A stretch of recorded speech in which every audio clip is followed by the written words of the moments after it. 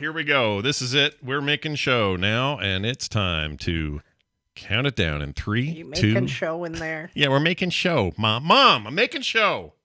All right, here we go. 3, 2, 1. Vandalay has always been about helping those in need. And you all in Project Armstrong are about to show the world just how special you can become.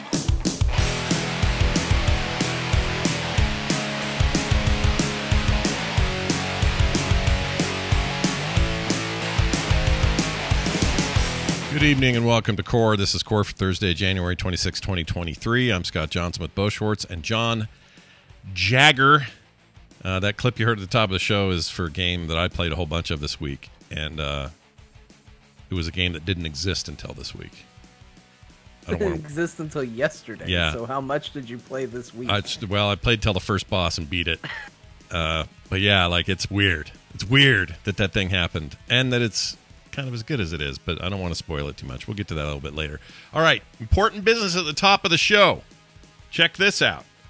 The Lake Run stickers are now in stock. They arrived. In fact, I'll show you. I have them here so I can prove. Damn. Here's a real one right here. Hold it up to the camera. There's a little picture that I drew of Bo jumping in the lake with his undies flying behind him and a pair of flippers on, looking all stoked with VR on his shirt. And for those at home, I'm saying that because you're not seeing the visual of the stream right now or the recorded YouTube video. You started to turn it over. I actually had a panic. I was like, don't do that. Yeah, don't show me what's They'll see behind crack. there. Yeah, it's just white. Yeah. It's just white. But it also comes with one of these, which is the blue shell from the Blue Prophecy print I did some years ago, isolated out into its own die-cut sticker. So this is the who is first is now last sticker, because that's what the blue shell does to you. Anyway, these two as a pair, 2 3-inch quality vinyl die-cut stickers in the mail no matter where you live, free shipping worldwide, available now. All you got to do to get one, and these are limited, by the way. I'm not going to make them forever. You're going to want to go right to the site over at frogpants.com/core, and there's a big old banner right there that you can't miss that will tell you how to get them and where to get them. You just click them, it takes you to the Frog Pants store, and you're all set. So Now you too can have a buddy for your own lake run. that's right. Put it on your water bottle. Stick it on your PC, your notebook, whatever it is. But have your buddy with you next time you need to make an emergency stop at the local lake. Bo, how do you feel now that it's a sticker and it's enshrined forever? How do you feel? I'm honored to be the subject of folks' admiration, I suppose. Awesome. Are you happy that I put your knee in the perfect place to block any sort of penile?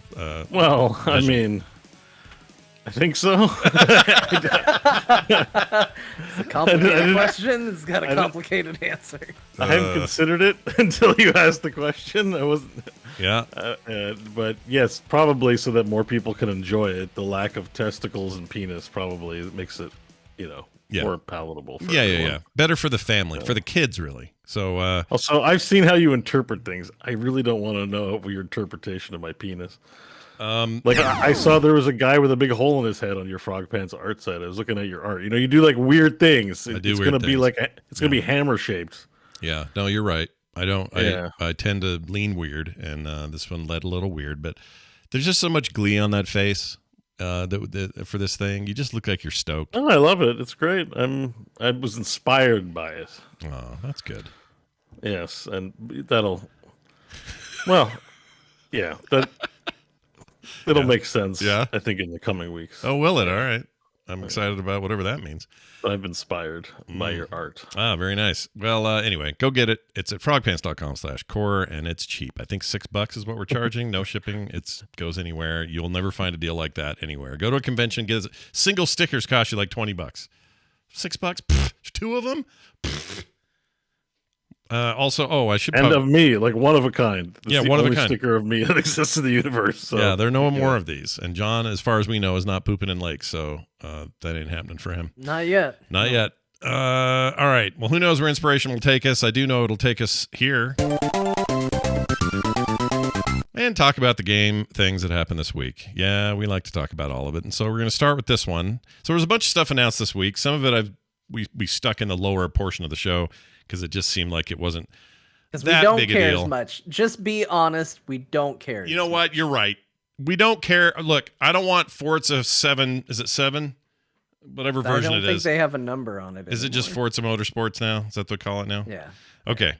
I know that and look, I love the Horizon series, but I'm not really a Forza purity guy. I don't like Gran Turismo. None of us are really like hardcore into that stuff. If you tell Bo there's a VR version, maybe you'll get him. But for the most part, it's like, it's racing, and it has its audience, and they are amazing people with a great taste in games, and I don't want to besmirch them at all. But we put it down lower because we don't care as much. John's right. Did something happen with them? Yeah, they make a new game. They're making it, or they showed a bunch of stuff. Yeah. That never the happened. cars are gonna look better. So. That never happens. A new game. I know, a new game. Lord. Yeah, weird. These do have some interesting points that we'll cover a little later. But to start today, we are going to talk about Steamworld Build, and this does show bias a little bit because I love everything Steamworld related. Every game they've ever made has been good, in my opinion. It also got announced earlier in the week. That's right. It was also an unknown. Nobody knew they were working on this. We knew they were working on something called Outlaw, which we don't have a lot of details on other than it's in full 3D, some sort of third-person thing. But this is kind of out of nowhere. It's a city builder. The more I've messed around with video and talking to people and reading previews, it's basically being described as a more approachable dwarf fortress, which to a lot of us who have tried Dwarf Fortress in its more primitive form probably are relieved to hear, because I would really like to get more of that experience without the nasty, ugly business that used to be Dwarf Fortress. It used to be, things started out in what? They just launched a new graphical version, though. Yeah. They did, and I haven't tried it yet, so I can't I've speak. been eyeballing it. Yeah, I'd love to get your take on it, because you're good at those kind of games. I eyeballed it too, but it's scary. It is scary. Intimidating. It is intimidating. You're not wrong. But it has this amazing history and universally beloved by other devs. And clearly these guys were inspired by it, so they're doing this in the Steamworld world. And they have their own ideas going on. It features above and below ground city building and management and some tower defense like stuff that you might think would put me off, but I trust these guys. They make games. They make genre game. They make games in genres that sometimes I have problems with, and somehow their versions make it so that stuff is not a problem for me, and I don't know why. So I'm gonna trust them here. I haven't played the demo yet, so I can't speak to the demo. I did watch a bunch of it. It looks really neat, and it felt like something in particular that Bo would really like. Yeah, I thought it looked pretty cool. Yeah. I mean, I'm not sure I don't know if the theme is quite your theme, but I think the gameplay looked like something that was going to grab you. Yeah, I mean, I don't know if it has enough unique stuff about it. I mean, I like the genre, so sure. I would, I looked interesting for sure. We get a 2023 out of it. We don't have a specific date, so there's that. But the demo is up on Steam, and you can wishlist the game. And it was part of their, they have a big sale right now, so probably shouldn't miss that if you can. There's a enormous sale on all things Steamworld, and they're all cheap right now. So you should probably go get that if you are at all interested. The other game that they talked about, and I'm doing these kind of in order of what's interesting, they announced Hi-Fi Rush, which nobody knew was a game. This is from Tango Gameworks, which is a Bethesda studio, which is, of course, a Microsoft studio. That's the lineage there. And they're known for things like The Evil Within 1 and 2. There's some ex-Resident Evil people in there. Made me think of John on that team. Anyway, they built this game called Hi-Fi Rush, which nobody knew they were making, and they announced and released it in the exact same day, and it's on Game Pass the same day. It's also on Steam and everywhere else you can get stuff except, I guess, PlayStation.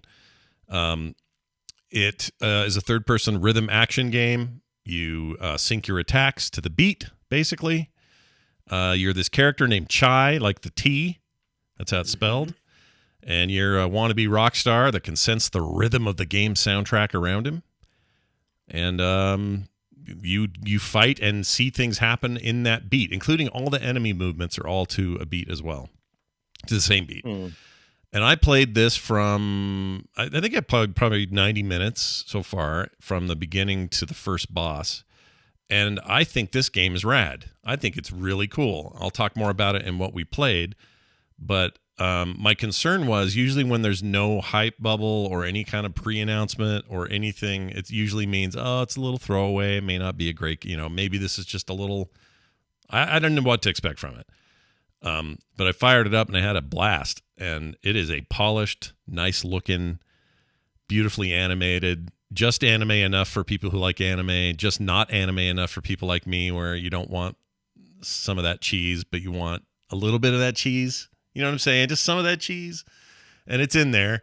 But it's delightfully cool and weird and fun. And the rhythm-based gameplay will, John, it'll probably, I know you and I played Metal Hellsinger.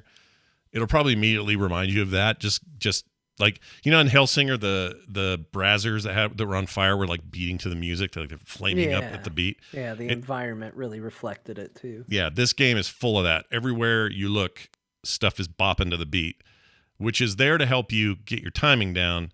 But there is also, if you want to put it on, you can hit the select button and it'll put a like a beat assistant thing at the bottom that you're kind of used to in these games, where it's like lines moving toward the center and you hit it at the right time or whatever. So there's like a lot of accessibility stuff in there, but I think that game is freaking cool, and I'll get more into it later. But that was interesting. Nobody saw that coming. The other thing they mentioned was the ESO expansion called Necrom, and a new class. The Arcanist is coming with that. This is the cadence they use when they announce, or this is the first. No, hold on a second. Is that right? No, they've done 3 new classes since the game launched. They did the Warden, they did the Necromancer, and now they've got this Arcanist. Here's the weird bit, though. That's all coming out in June. This is normal for them. This is how they make their game. Here's what's weird to me watching this thing. It very quickly turned from, hey, we got a new expansion, and there's a new character. But really what we're here to tell you about today is, if you've never tried our game, you should try our game. And it was like an ad for like first-timers, come try our game. Well, but I think that kind of makes sense, because when the event ended, they did a deep dive, which is probably where the okay, this is for you nerds content would be. Yeah. But they know that there's going to be a lot of eyes on this showcase, and they don't want people to just go, ugh, Elder Scrolls, who cares? I don't play that game. So it kind of makes sense that they're like, hey, no, don't turn us off. We're an Elder Scrolls game, because they did. They name dropped Morrowind and Oblivion and Skyrim. Like, they were basically like, hey, if you like Morrowind, you can go to Morrowind. If you like Oblivion, look, it's this guy. He's big. Yep. Look how great he is. Skyrim, dragons. You want to see our probably not best in class dragons? Then look, here they are. They're there. Dragon beef. So, they were really big on Dragon selling beef. it, which I think was smart. It didn't, it didn't work on me, but I think it was smart. I think that's what you do, because you're already in. They want you to stick around for the after bit where they explain, okay, here's what we're doing with the systems, and here's the zone and all of that. But they know for general audiences, like, let's just see if we can hook people on Elder Scrolls Online as a concept. Right. And I think the last bit of the announcement where they're like, hey, for a limited time, you can just play everything, reflects that as well. I was really hoping they were going to make that permanent. That would be a huge boon to say, look, everything behind High Isles, which is like a lot of content, a ton. Yeah. It'd be nice if they just said, hey, when you buy the game, the base game now includes all of that, kind of like WoW does now, and Final Fantasy and others. They, what has come before is now kind of part of the course, so you just get it. But I don't know what their business model is, and this is the thing that's interesting about an MMO company doing that, because I think you're right. MMOs tend to cater to exactly who they know are playing their games, and those players know exactly what the game is. So it's a weird, different kind of marketing. You're not trying to talk to new people usually. The people that are in there are the people that are in there. And if you're going to do anything, you're going to do more broad stuff, like have Shatner talk about being a shaman in a short 15-second ad back in 2007 or whatever that was. Oh, Jesus. I'm casting so much magic. It's such a great scene in that commercial. Oh, Jesus. But anyway, so that's usually what happens. In this case, they're like, have we ever really told the audience what this is? Have we spent 10 years, because that's how long it's been almost, just saying, hey, we got, it's an MMO, you know what those are, check it out. Okay, back to whatever else we're talking about. And this was a chance for them to say, you know what, maybe none of you really heard about what we're doing over here. And they've got a strong community. It's not like they're desperate or anything. So I think I think that was probably good, and I'm, as usual, interested in it because they have superior dragons in Elder Scrolls Online compared to other MMOs. Although Dragon Isle's has some pretty good dragons. I'll put it that way. But that Final Fantasy stuff, I don't know if you've seen it, John. Those Final Fantasy dragons, what a pile of shit. What a bad idea. What an ugly set of circumstances we're dealing with there.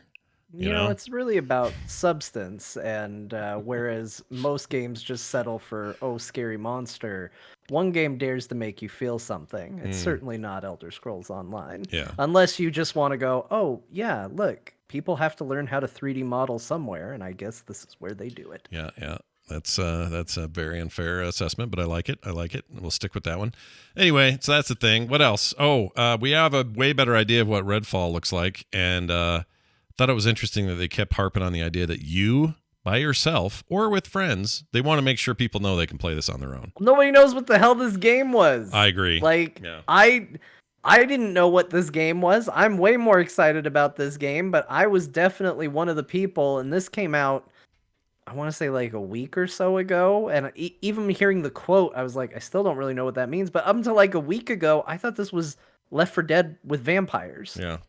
Like, that's what I 100% believed this game was. I did too. And so I don't think I'm alone, because I've heard that from plenty of other people going, that's that Left 4 Dead with vampires game. And it is not that at all. It's not even remotely that. So I think they... No!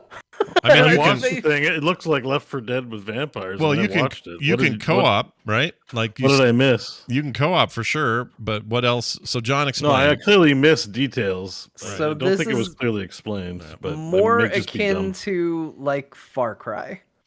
It is a open world game with up to 4-player co-op with a mission structure where you go from point to point. It does have some random dungeon elements built into it, but more or less you're dealing with a set world and zones that you slowly take back control from. So you're looking at more of a Far Cry game than you are a Left 4 Dead game. Right. Big open world missions to do, side questing, that kind of stuff. It's just the unique part here is that, hey, what if 3 more people could hang out with you and do it with you? And so in a weird way, it's their fault because they originally showed it off and it just looked like, 4-player co-op Left 4 Dead. And then that's all they really said. Borderlands, but maybe with less RPG elements. Maybe. Yeah, maybe that's there's a little bit of that because they definitely showed like picking up loot and quality of guns and stuff like that.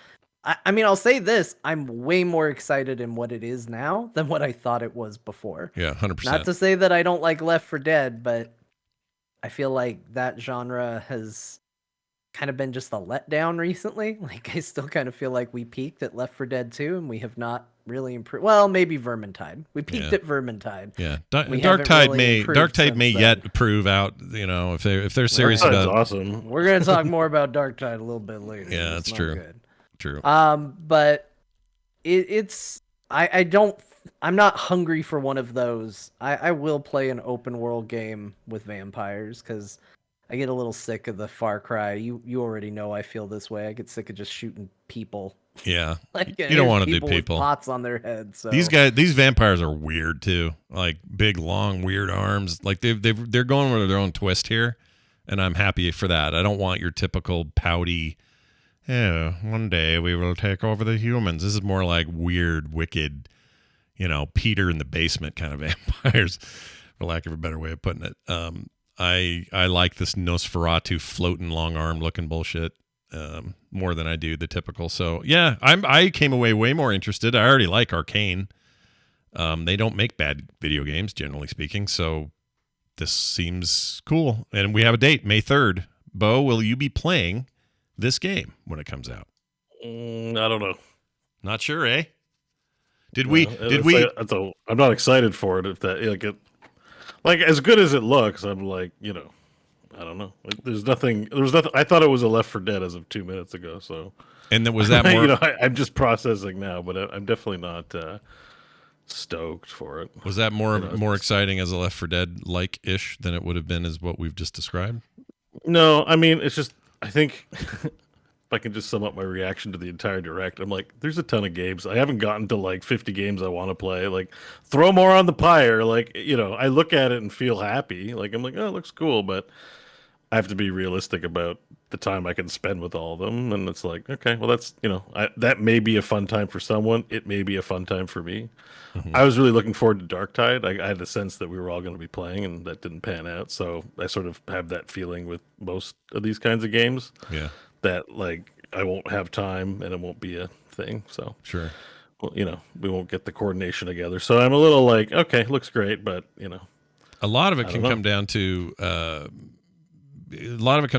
the game end up being what it needs to be for us to do that? Like in Vermintide's case, we missed, there wasn't even a launch of that game. It was just like, hey, we should get into this. And it just grabbed us. Whereas a lot of times these games try to be that game that's going to grab us and they fail. Maybe this will be one that does that. Maybe it won't, but it always feels like we're just waiting. It doesn't have to grab us on launch either. Right. Like, this game could be up for 6 years, and on year 7, it's like, man, it was a lot of fun. We were able to coordinate the time. It's hitting right, Yeah. So, like, do I need to play this on launch? No, I'll play it when the circumstances arise. I don't know if that's good for the business to hear stuff like that, or it's, but I don't know that it's a reflection of whether it's bad or whether or not someone would look forward to it. It looks cool. I like the blood everywhere, but there's a long list of cool games at this point, so it looks all right. I mean, excited. the nice thing is we get to try it. It's on Game Pass. Like, Yeah. There's no reason not to give it a go. I don't want to poo-poo it too hard, because I might play it the day of launch and say it's the best thing ever, but like, just judging by what was presented, it looks like another game that's on the way. I am curious because I do think this is part of the downfall of Darktide and one of the issues, and I hope they get out and say something in advance of launch and something clear as to whether or not people who purchase it on other platforms will be able to play with Game Pass people. Oh yeah, that would be great. I think the lack of support of that, doesn't really matter whose fault it is, hurt Darktide, because I think you had a lot of people excited about playing it on Game Pass, and then all of a sudden it's like, well, anybody who's playing on Steam, you can't play with them, so sorry. Yeah. I know we ran into a little bit of that. We had a listener who was kind enough to gift Darktide, but then we had some friends that were like, oh, the only way I'm going to get to play it is through Game Pass. So that stuff can become a problem, and I think companies need to do a better job of knowing in advance whether that's going to happen. And in the case of Darktide, like I said, we'll talk about it more, but now it's, not even the nice thing about a game for like a while, so the nice thing about a game like Darktide is because it's designed fairly linearly. Like, the match, I was always playing with 4 players. Like, even though I wasn't able to play with friends, I can play with 4 players. But Borderlands, I'm not going to play with random people. It's not designed the same way. So if it's more like this, it makes it less accessible as a multiplayer game and like a looking for group queue, because I don't. The level of sociability is like when it's focused, like looking for dungeon. It's just about everyone's knowledge about how to complete the mission. Right. Yeah. So I don't know. It still looks cool though. Yeah. Looks neat. And like I say, Arcane doesn't make crap. It's just a matter of whether it's going to be everyone's taste or not. But we shall see. So those were the big ones. We'll talk about Forza and Minecraft and that other stuff a little bit later. And the rest to follow. Yeah, there is definitely more coming up. We'll get to it all. But right now, I forgot to put it in here. Crap! Hold on a second. I got a thing to give. You know what? I'll use one of these. Normally we have a thing right here, and I just spaced putting it in today, but here it is. This is a Patreon message, but I'm going to go ahead and read a thing that from someone who I know is a patron, but he sent this through the text thing. All right? Oh, okay. So, look at that. Yeah, that'll be helpful. This is Will, who says, this is interesting. I'll just go ahead and read it. No question. Just wanted to let you guys, and especially Bo, know that that we just adopted a puppy, and in honor of Core's Canadian Bear Grylls, decided to use the command Lake Run to teach her that when she needs to go potty. Love everything you guys do, Will. So, Bo, they bought a dog. And now if it needs to go, they say need to do a lake run, and then that's how they know. Wow. It's getting better and better. Really taking on a life of its own. That's nice. That's a nice thing to know. yeah, it is nice. That's a wholesome thing. It sounds nicer than I have to go to the bathroom. Mm-hmm. I have to go use the restroom. Like a lot of these, I think I gotta go take a lake run sounds way nicer. And I it sounds agree. like you're, working on like self-improvement. You're getting out to nature. It sounds like you're taking a jog. It sounds like fitness. Yeah. The way I look at it, people of a certain age would say, I need to see a guy about a horse or whatever they would say, these old phrases. Yeah. But, or I got to go to the boys' room, drop Yeah. the kids off at the pool. Exactly. Now we have a new generation, a new Got to phrase. drop a deuce, a classic deuce Yep. dropping. Yeah. None of those are as nice as take a lake run. So congratulations. You've done it. Coined a term. All right. Actually, I think someone else did. I just was the inspiration. I didn't coin it myself. Could have been. All right. Let's get to the games we played this week because we have some, and they're numerous as usual. And I don't have the right tab up. That's why I'm killing time. Here we go. All right, I'm going to start with Hi-Fi Rush. I think Hi-Fi Rush is rad, and part of the reason I like it is the promise of the combat being fun is there. You would hope so in a game where it's all about sort of the rhythm. It's not a traditional rhythm game, though. You could kind of mash your way through it, and they tell you that. They're like, look, if you don't want to be exact about it, you may not deal as much damage, but you can still play this game. But hitting the notes and getting the rhythm right is a boon to your progression because you will cause more damage when you're hitting them right. And there's lots of finishers, lots of combos. Starts real simple, can get more complex as you go, as much as you want it to be. You can stick with the early combos if you want. But basically they boil it all down to your light and heavy attack. So X and Y on controller. And they highly recommend you use a controller. I do as well. I didn't try my keyboard. This is kind of Game Pass. You can play it on your Xbox as well. But anyway, gosh, what do I say about it? There's a lot more exploration than I thought. The world is kind of wacky. The art style is cell shaded, but kind of next level cell shading. It feels like, I don't know when I'm looking at animated sequences that are pre-done versus in-game. That's how smooth it is.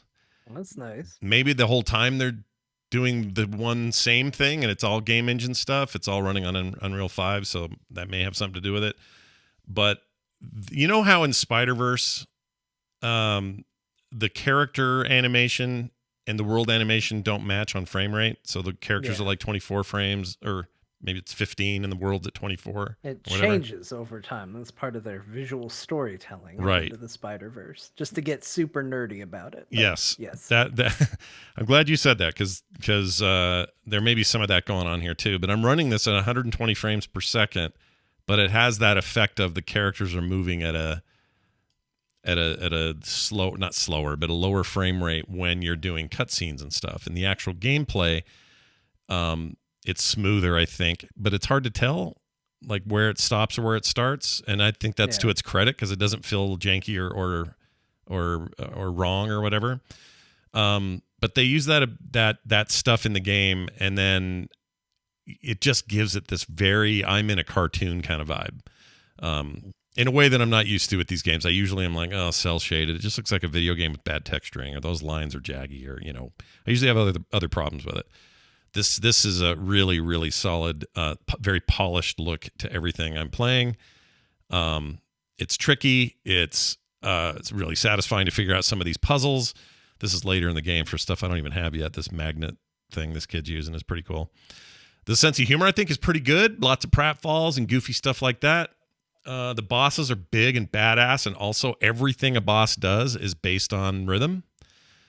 And there's something really cool about that. And also it's full of real songs, like licensed songs. There's a streamer mode, so you can play it without any of that and not get in trouble. But if you're playing by yourself, it's full of like Nine Inch Nails and, oh gosh, the Black Keys, and I can't remember all the other bands I saw so far. But like I said, I got to the first boss, beat it, had a really good time with it, and couldn't wait to talk about it tonight. So far, huge thumbs up. I went in skeptical and came out really liking it. And in some ways, this is like a throwback to like GameCube, PS2 era. Yeah. But it's more than that. I don't know. It's hard to explain, but it's a very cool game, and I think really worth playing. like Spider-Verse, they include a lot of text in the world. So like when you hit something real hard, you get like a brief little comic booky looking boom or bang or whatever. It's all very subtle. Lots of Japanese iconography. Yeah, I don't know what else to say about it. Oh, your main weapon is a guitar that you formed with robot parts. So that's pretty cool. And it's good. And it's mostly like the whole thing's voiced. There's a cat everybody loves already. That little floating thing next to me is the cat head, but when you're doing cutscenes, it morphs back into a regular cat shape. It's like a little robot cat. He's super cute. The game's good. Yeah, I'm gonna have to check it out. Yeah. Easy to do with Game Pass stuff. That's part of the appeal of like these Microsoft conferences. Again, it's really nice to look at it and go, it kind of doesn't matter how much I care or think I'm interested. I can try it. This is a game I would never buy because I have a bad history with rhythm games. Mm-hmm. I always think I will like them more than I do. Yeah. But it's very, very easy for me to actually like say, well, I'll just try it. Yeah. I'll just install it and I'll try it. That's what I'll do. Yeah. I thought I'd be in for 15 minutes to get a taste, and I got through all the progression until it got to a place where I was kind of stopped. And I went, okay, well, here's where I can save. But I never felt like getting out. In fact, I didn't want to quit then. But there's like a hub you can go to and do stuff in between major missions. And you're hanging out with this girl I just met. I'm sure there's more going on with her later on. I don't know. Lots of hidden stuff. That's the other thing I like, is the exploration's pretty strong, where you just want to look around every corner and find these little parts that help you upgrade your skills and all that. Anyway, it's really good. Highly, highly recommend it. And I guess hats off for them making a game nobody knew about and then making it available the day they talked about it and then having it be good. Because I can't remember the last time that happened. Maybe it was, Fallout Shelter did that. That was kind of a cool game, but mobily as hell. It was a real hit at the time, though. Yeah, it was a big deal. I played a bunch of that. That was pretty sweet. Yeah, it's cool. I recommend it. Especially if you have Game Pass. No, there's no reason not to check it out. All right, now the game I want to talk about that I'm the most excited about this week. A little indie. Might have a little bit of chore course. I'll play this. Work harder! It's a weird game. We've talked a few times, and I know, well, lately because we talked about the Obra Dinn game, but Lucas Pope's first game, Papers, Please, is one of my favorite games ever. I love that game. And even though it's really just about sorting paperwork and checking how accurate your your procedures are, and it's kind of, if you think about mechanically what you're doing, that game is just weirdly, it's just business, it feels like. But somehow it made it into an incredible experience. Somebody had said to me, well, then you should be playing Strange Horticulture, which I said, well, what the hell is that? It's an indie game, came out last year, that is this little, I guess it's also back in time, so you're in like maybe the 18th century, but you're in this this old English countryside, and in this town, your uncle left you, tell me if this doesn't sound like a lot of video games, your uncle left you a horticulture business where you maintain plants, discover new ones, find out what special leaves and petals do medicinally, or, some of them cure heartburn, or, weird things like that. And you have this collection of these plants. You also have, as you can see in the video, those watching live, there's books and little pieces of paper and trinkets and stuff that you pull out onto this table and you use to kind of figure things out, which is the very Papers, Please part of this. And what happens is people will come to your little door, you hit the little bell, they come up like a customer, and they say things like, oh, my eyes have been bugging me. And you're like, well, I haven't identified any eye plants that help your eyes yet, so now the process begins, and that process is looking through this book. Oh, okay, I found the Latin name he used. Give everybody Milk of the Poppy, like Game of Thrones. There is there it is right there, Shaolin's Poppy or something. I think that might be, what is that? Shaolin, St. John's? St. John's? St. John's Poppy, that's it. Shaolin Poppy. Shaolin Poppy. I read that wrong. Anyway, these aren't labeled when you get in, so you don't know what these plants are yet. So you do things like put them under the microscope and look at the description, and it's like, okay, those leaves sort of look like what the book says, but the color doesn't match exactly. So you're just trying to find them the right thing. And if you find the right thing, you can plop it into his hands, and now he's got the thing, and it will say, "Oh, congratulations, you labeled that right," and now there's a label on that thing. If you are going through the plants like this guy's doing right now before he even gets a customer, you can actually apply labels ahead of time, because you can look through the book and go, "Oh, this one matches that, so we're going to put a label on this one and call it that." That way it'll save me time when the customer comes. I haven't used that as much. I usually do it kind of on the fly while they're there, because it kind of works the same. So I guess depends on what you want to do. There's also a map, the map of the entire countryside, and some people will give you hints. They'll come up and go, "I heard over there in the cliffs of Ding Dong or whatever, there's a plant that'll cure cancer or something." Shaolin Cliffs. Yeah, the Shaolin Cliffs. And you'll go, "Oh," and you'll open the map and you'll look around. Oh, there's the place he was talking about, and you'll click it. You basically explore it, and you'll come home with new plant samples. And this place is full of witches and weird shit, and so people are always coming in going, I need to sacrifice my aunt. She's become possessed by a spirit, and I require," and then she'll ask for a certain plant with certain properties, and you always have the ability to find it, but the puzzles get a little trickier about, how do I know what this is called, and all I have is this Latin name, and what she's calling it isn't right, and you got to like use these letters you get. The postman gives you letters that come that are full of hints, and you need to read those and go, "Oh, this one says," okay. All right. Like you just suss it out.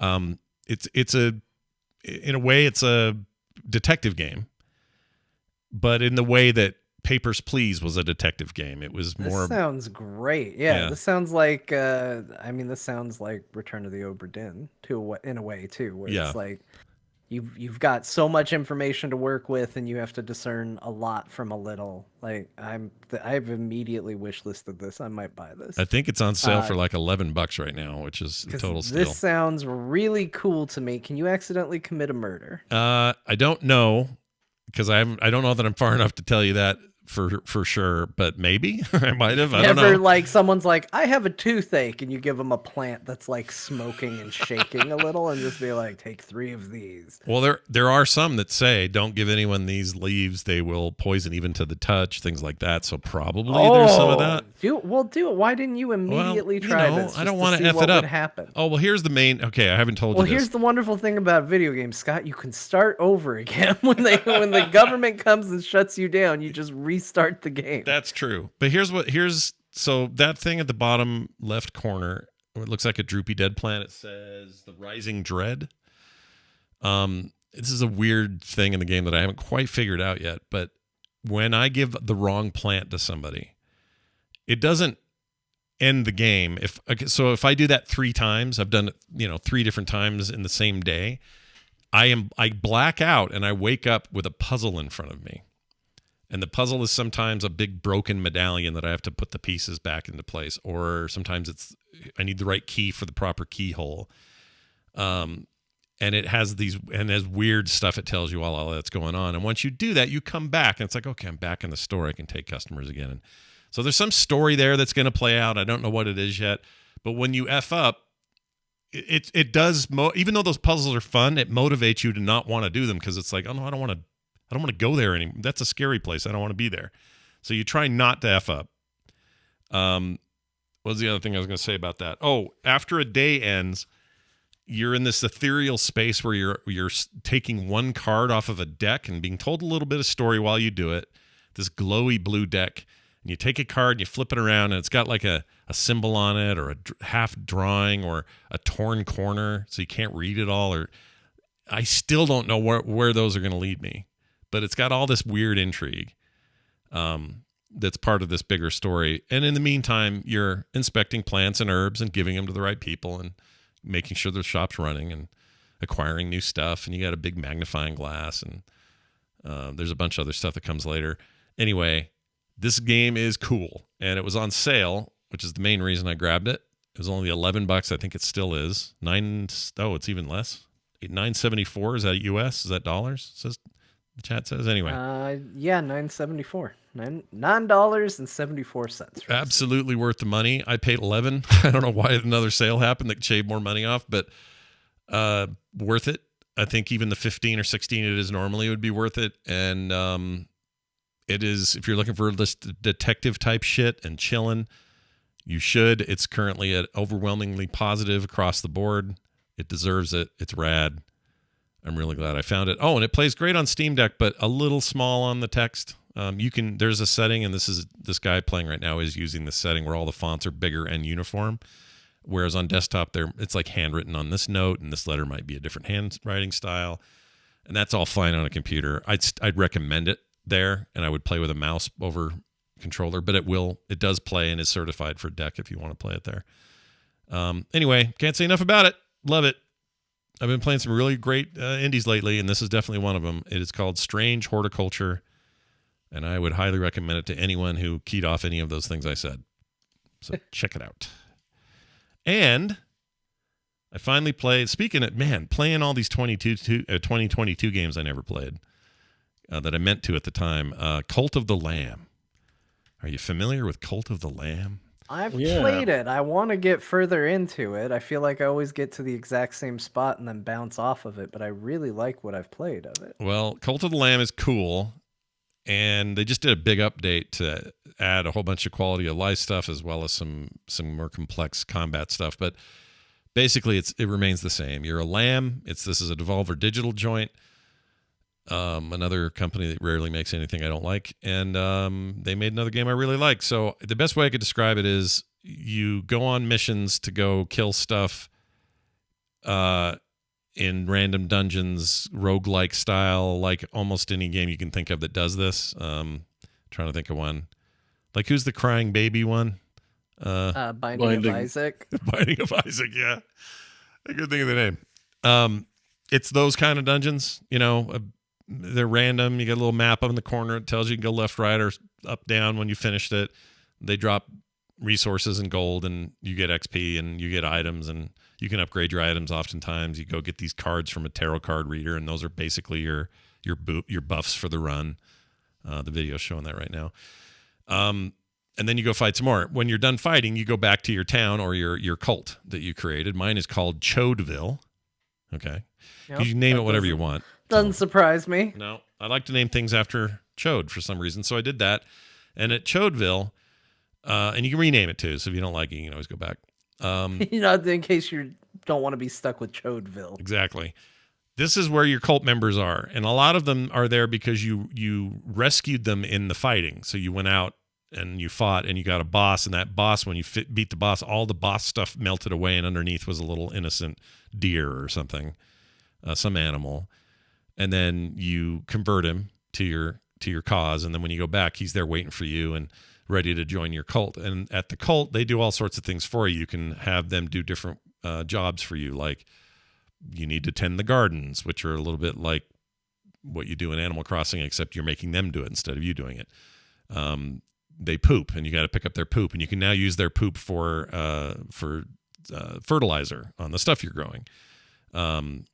You can, if they dissent and they start being like a little bit anti you, and they're starting to tell the other cult members that I don't know if I believe him anymore, then you can put that guy in shackles and re-educate him every day. You walk up to him and click him and say re-educate, and it'll do a little dance, and over time he'll he'll do a thing that makes you not think about what the real to life equivalent would be. All of these things are they're all a little bit suspect. If this was a realistic game that wasn't a bunch of cute animals, it'd be horrific. But because it's these animals and you're a cute little sheep with big gooey eyes and everything is like that, it softens it all up and makes it kind of hilarious that it's in there at all. You go to a church and do sermons for all your people. This is just a regular activity you do when you're back home. And when you do that, it builds devotion in them. You can establish doctrines while you're there. And some of those doctrines are like, we're going to have a giant feast and then sacrifice one of you at the end of the thing. And it sounds great, man. And it has awesome. all these benefits and boosts to your town or to you or to your group or whatever. You can marry some of them. They age and die out, so you want to keep, finding new people. And the place, you can really get that place rocking with like, different buildings and capabilities and gardens and mine. You can mine for stone and wood after the stone and wood that's already there is harvested. You have other ways of doing it. There's so much more. There's a missionary thing where I can send guys off to do. It reminds me of like the Star Wars MMO. Where you send your companions off to do work while you're gone, or the table in WoW, like that kind of. If they die or vomit or shit someplace that you don't want them to, and you don't take care of it, it can cause illness that can spread. So now you got a bunch of sick people. You have to make them sleep it off before they'll be okay. Why do you, as the cult leader, have to take care? That's what I say. That's exactly what I say. I was like, come on now. So as the game progresses, though, you gain the ability, you unlock abilities to give jobs to your people that make them do all the dirty work. So stuff you don't feel like doing, there you go. They'll That's do for you. Proper cult now. Yeah, I agree. That's a proper cult. I guess sure. you can't open the cult with that. Like if you go join my cult now, please go pick up poop. You're gonna have a lot of dissent. But if they see you doing it, they're like, oh, leads by example. First you gotta make the line. Yep. First you gotta make people buy stickers of you with your pants off. That's right. Then they'll pick up your shit. You're absolutely right. It's cool. I like it a lot. It keeps doing new things is the thing I like about it. I think the most. It's been one of my favorite things I've had on Steam Deck, and I'm pissed that twice now my battery died. It gave me a notification that my battery was going to die, and I didn't notice it because I was so engrossed. And then I had to reboot, and I lost my save. But it's okay. Well, it was. I hadn't progressed that much since the last save. So would you want it to make like a beepy sound? Like go like, is there a way to? It'd be cool if it vibrated or something, because it can. It's got haptics. I don't know why they don't do that, but and maybe it does, and I still missed it. I don't know, but anyway, it's cool. I really like it. It's definitely leans into this whole like, what are some of the most horrible things a cult leader could do, and then let's wrap it all in this cute animal stuff. And it just makes it seem twisted but fun. Like it's hard to explain. And make it subversive and makes it palatable, but it's like, it's reveling in all the worst parts of what this is. Yeah, exactly. And there's also the other thing is this does portend that there is, that there's supernaturalness going on. This isn't just like Jim Jones getting a bunch of people to drink Kool-Aid. It's you're answering to a higher power when you portal these people in, they're going into a big red scary portal. So it's like they're leaning into all of this stuff. Cults are okay. It's like more acceptable if we have confirmation right. that there's like a world beyond ours, right? Yeah, kind of. Like if God was actually around, we'd stop prosecuting a lot. Like if we could actually see, like, oh hey buddy, how's it going? He parts the clouds, wave to him. We'd be like, yeah, I guess you can join cults. It seems like a good idea. Yeah.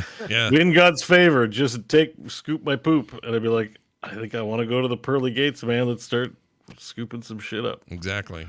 It's cool. And it reviewed really well at the time. And I remember thinking, well, this is a game I would always buy. Why am I not buying this? And I finally did. And then it sat there for a while. And then I finally got around to it. And I couldn't put it down. This was my lay in bed and play forever game this last week. So highly recommend it. It's great. It's very great. Cult of the Lamb. I'm not that far, but I'm far enough to I think I kind of know where things are headed. I don't know if there's an end game to this. The story may play out. I don't know, but it's really neat what they're doing. And they seem super dedicated to like, they got a whole roadmap of like, all right, here's the stuff we want to do now post-launch. And also we're going to we're doing a DLC. We're going to add a bunch of stuff. Oh, I forgot to tell you, there's fishing. There's some fishing in there. Yeah. Can't have a cult without some fishing. Yeah, you Hard don't to make a game and not put fishing in. It's like, yeah. There's a cooking mini game. I'm an idiot because I didn't realize that when you cooked food, it was important to read the recipes because some of the recipes are straight up made out of shit. It'll say, "This is made out of poo. Don't make this or they'll all get sick." But I was like, well, I have all this stuff. I'm gonna just make whatever that is so they have food because they're all hungry and then they're all eating poo and dying on me. Or getting sick, and I'm like, damn it, they're barfing all over my town because nobody likes your cult, man. It took a while for me to just slow down and like pay attention to some of those details because the game's got Your deep. poor followers are just sitting there like, what does yours taste like? Yeah. I gotta tell you, mine's not very good. Some of the food is really good for them, but it says 25%. It'll tell you in the recipe. This has a 25% chance of them pooping immediately, but a 80% chance. I've had meals like that. Exactly, right? Yeah, but then it'll say there's like a 75% chance they'll increase their devotion to you as well by some number. So it's a worthy risk, and it's not a big deal because if they poop right then, I'm there to clean it up. It's fine. Now I've got fertilizer. I can use that on the food we're gonna eat tomorrow. It's rad, and every little dude is nameable. There's a bunch of skins. Have you named any of them after your friends? Not yet. That's coming though. Because I did immediately, but you can do that. What'd you name your cult? I don't remember. Yeah, it was probably good though. I bet it was good. It wasn't Chode Valley or anything like that, but it was, it was something. I did the same thing, and I didn't talk about it today, but I played a coffee shop simulator for Chorecore. I'm not far enough to say much about it, but I named it Chodes. And I put a video up on Twitter, and people are like, of course you named it Chodes. And I forgot I even did it. I was like, oh, yeah, I named it Chodes. I should probably be careful when I put stuff on. Yeah, you're not worried about getting lost in the fantasy at all, are you? Everything's a Venus Chode. I don't know why I do it. It's just my go-to. It's easy to type, I guess. But anyway, I think this game's one not to be missed. If any of that stuff sounds fun to people. And this is the hard part. Like, there's games like this that exist. Dave the Diver also does this really well, which I talked about last week. But games like Moonlighter, which was go into dungeons, get a bunch of stuff, come upstairs, and then during the day sell it. There's like a sales simulator thing happening up here, and then there's a roguelike dungeon crawler down here. This is that too, but I think this, along with Dave the Diver, are better at that loop. It doesn't feel disjointed and weird, or one is way funner than the other. They're both like full of really fun stuff to do. And I feel like that's a real strength of the game. So, and the combat's really fun. So anyway, check it out. It is called Cult of the Lamb. $24 on Steam, and it's also on consoles and all that other stuff. Then I played a bunch of the regular stuff I always play. I don't have to get into those. Let's fly it over to John here, who I saw a lot of decorating and home stuff for you. So what'd you do? John's chats to us were real different this week. Mm-hmm. Yeah, so what's not different is I was playing Final Fantasy 14. Weird. I may have talked about it in the past. Popular MMORPG, fantastic dragons, many other qualities about it. But one aspect of the game that I had never touched was doing home design, because the game does feature prominent housing and furnishings and stuff like that. It has a robust guild housing system and player housing system. It is in a perpetual housing crisis, much like real life. It is very difficult to get a house in Final Fantasy. They did expand though, to where, and actually Scott, I did put a link if you want to put some of my stream up there. Oh, yeah. Can see what I built. Yeah, well, I love it's that. in the doc. There it is. Because you never know what these Final Fantasy fans are so thirsty all the time. You never know what you're gonna see when you just pull up random gameplay. That's true. You just get into whatever. But anyway, so I tried to get a house. They, in the latest patch, they really expanded things up to where they were going to offer more potential houses. And I tried to get one. I had a 100% chance to get the house that I bid on right up until the night before the auction. And then somebody else bid and I lost. So I did not get my house. I remain homeless. Oh. But I am part of a guild. Describe that bidding thing. That's curious to me. You bid for homes and then people can beat so the you? way it works is at certain date intervals, any housing plot that is available, you can go up to, and it has a placard and it has a set cost price to bid on the home. And it's expensive, and you bid on the home, and then they have a drawing at a certain point, and they draw a number between whatever number of people that bid, and whoever got that number gets that plot. And they have a certain amount of time to claim it, build on it, and kind of establish that they're there, and then it becomes their plot. You do have to, I don't know if it's a ownership fee or how it works, but you can eventually lose it. So you do have to make sure that you maintain it because, like I said, there's a crisis. More players want homes than homes exist in the game. Especially because individual homes and free company, which is guild housing, share the same space. And right now, what I'm running around, for those who can see, this is our free company or guild house. Yeah. So what I decided to do, because I had really gotten it in my head that I was going to learn how to decorate and do the whole thing, I decided, well, I didn't get the house. It's going to be about a week or so until I can get the chance to do another one. So I am going to dedicate myself to learning this, and I will just decorate my apartment, because you may not be able to get a house, but you can get an apartment within your guild house, or they have kind of like generalized apartments in the housing area as well. And so I did that. I set up an apartment and I just started decorating, and I got so hooked on this. It's like Animal Crossing, but with better tools, Yeah. and it's just addictive in the same ways that Animal Crossing is. It's like, yeah, I like how this looks. I like how this looks. And then you go, well, this was really easy to put together and do. I'm gonna take it all apart and do it all over again. Wow. And it's fun, and the way you can kind of mix things together and kind of adjust it so that, like one of the features that my room has, which it's now back up on the screen, is if you look in the back, there's a window and it looks like it's raining outside. That's an illusion that's created by taking multiple pieces and putting them together. That's a picture frame of outside. That's a water partition slightly pushed through the picture partition so it looks like raindrops coming through, and then surrounded by planters to look like it's outdoors. So you kind of stack all these elements together and put together something really great. And that's what I did, and I've been hooked on it.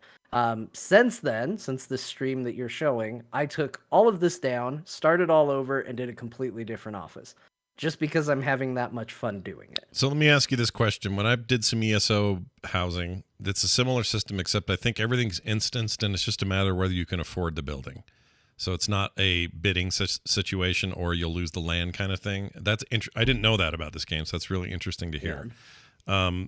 That game, the challenge of it, or where they make it gamey, is that you got to either be a really skilled craftsman to build the things you want to build, have all the right recipes, have the right professions to build the things you want to build, or you got to buy them, or you get them at auction, or you discover them in the world, or a quest drops one, or whatever.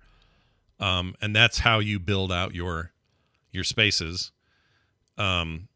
And as far as I know, once you've paid for a place, you'll never lose it. It's yours just forever. So those are some of the core differences. Here's my question, though. Because they made the itemization a little more tricky in ESO, where I'm just like, well, I don't have that yet, so I can't do anything. Does this let you just do whatever you want? Like, you have an unlimited list of things, or do you have to unlock all that or buy all that?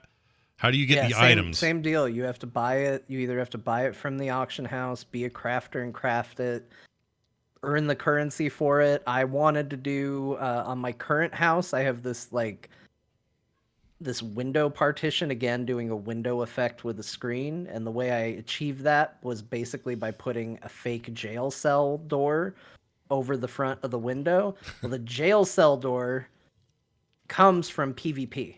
Okay. So I happen to have a bunch of PvP currency left over from when I went really heavily into PvP in Final Fantasy, so I was able to just go buy it. But it's why people typically will say that when it comes to like who are the most hardcore people, and here on the stream I'm showing the water partitions and how you move it and how you can use it to trick and make it look like it's raining outside and stuff like that.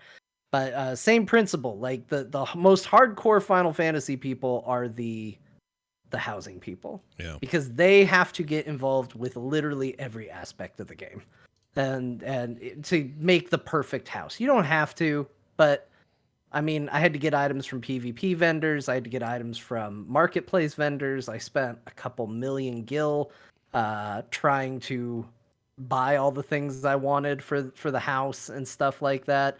Some of it comes from questing, some of it comes from boss drops. Like, stuff kind of comes from everywhere in the game. And so there's a lot of different places you have to go if you want very specific items. But they do have robust enough items to where you can get them from vendors and you can get them from the marketplace and stuff like that. You can build something pretty basic, but if you want to get elaborate, they come from a lot of different places. So you still have to. I'm still stuck on this whole like it's in an actual physical space that people compete over. Do you instance into this stuff, or is it in the world? Like, can people just happen upon your house while they're out questing or whatever? Yeah, so the zone itself, so the way it works is you go to a residential district, and that is a instanced area, but then within that instanced area, it is set plots of land where you can see other people's houses. So you own a space, and the reason it's limited is because there's only so many of those instances. I think they're up to like 30 or so. Maybe it's 60 with how it is. I don't know, but they only have so many instances that you can go to, but then you do have a physical location within that area. So you might say I am at plot 27 of Ward 8 in this residential zone. But yes, you do have a physical space that people can go to, and it's why you can go outside and you can see the outside of the house, and the outside of the houses can be decorated as well as the inside. And you can also advertise, if you want to run, it's part of there's Final Fantasy nightclubs. If you want to run a nightclub, you decorate the outside like it's a nightclub. You throw on your placard, this is the nightclub. You advertise where in the world you are, and people can come literally physically visit you and then go in. Is that where all the sexy stuff happens? At the nightclub. People are all doing weird shit in there, probably, a little bit. Depends. No judgment. I'm just saying. Well, no, I mean, it really depends. There's weird clubs. I think our guild house is next to like a cat cafe. What I believe we're next to. And so, I haven't been in.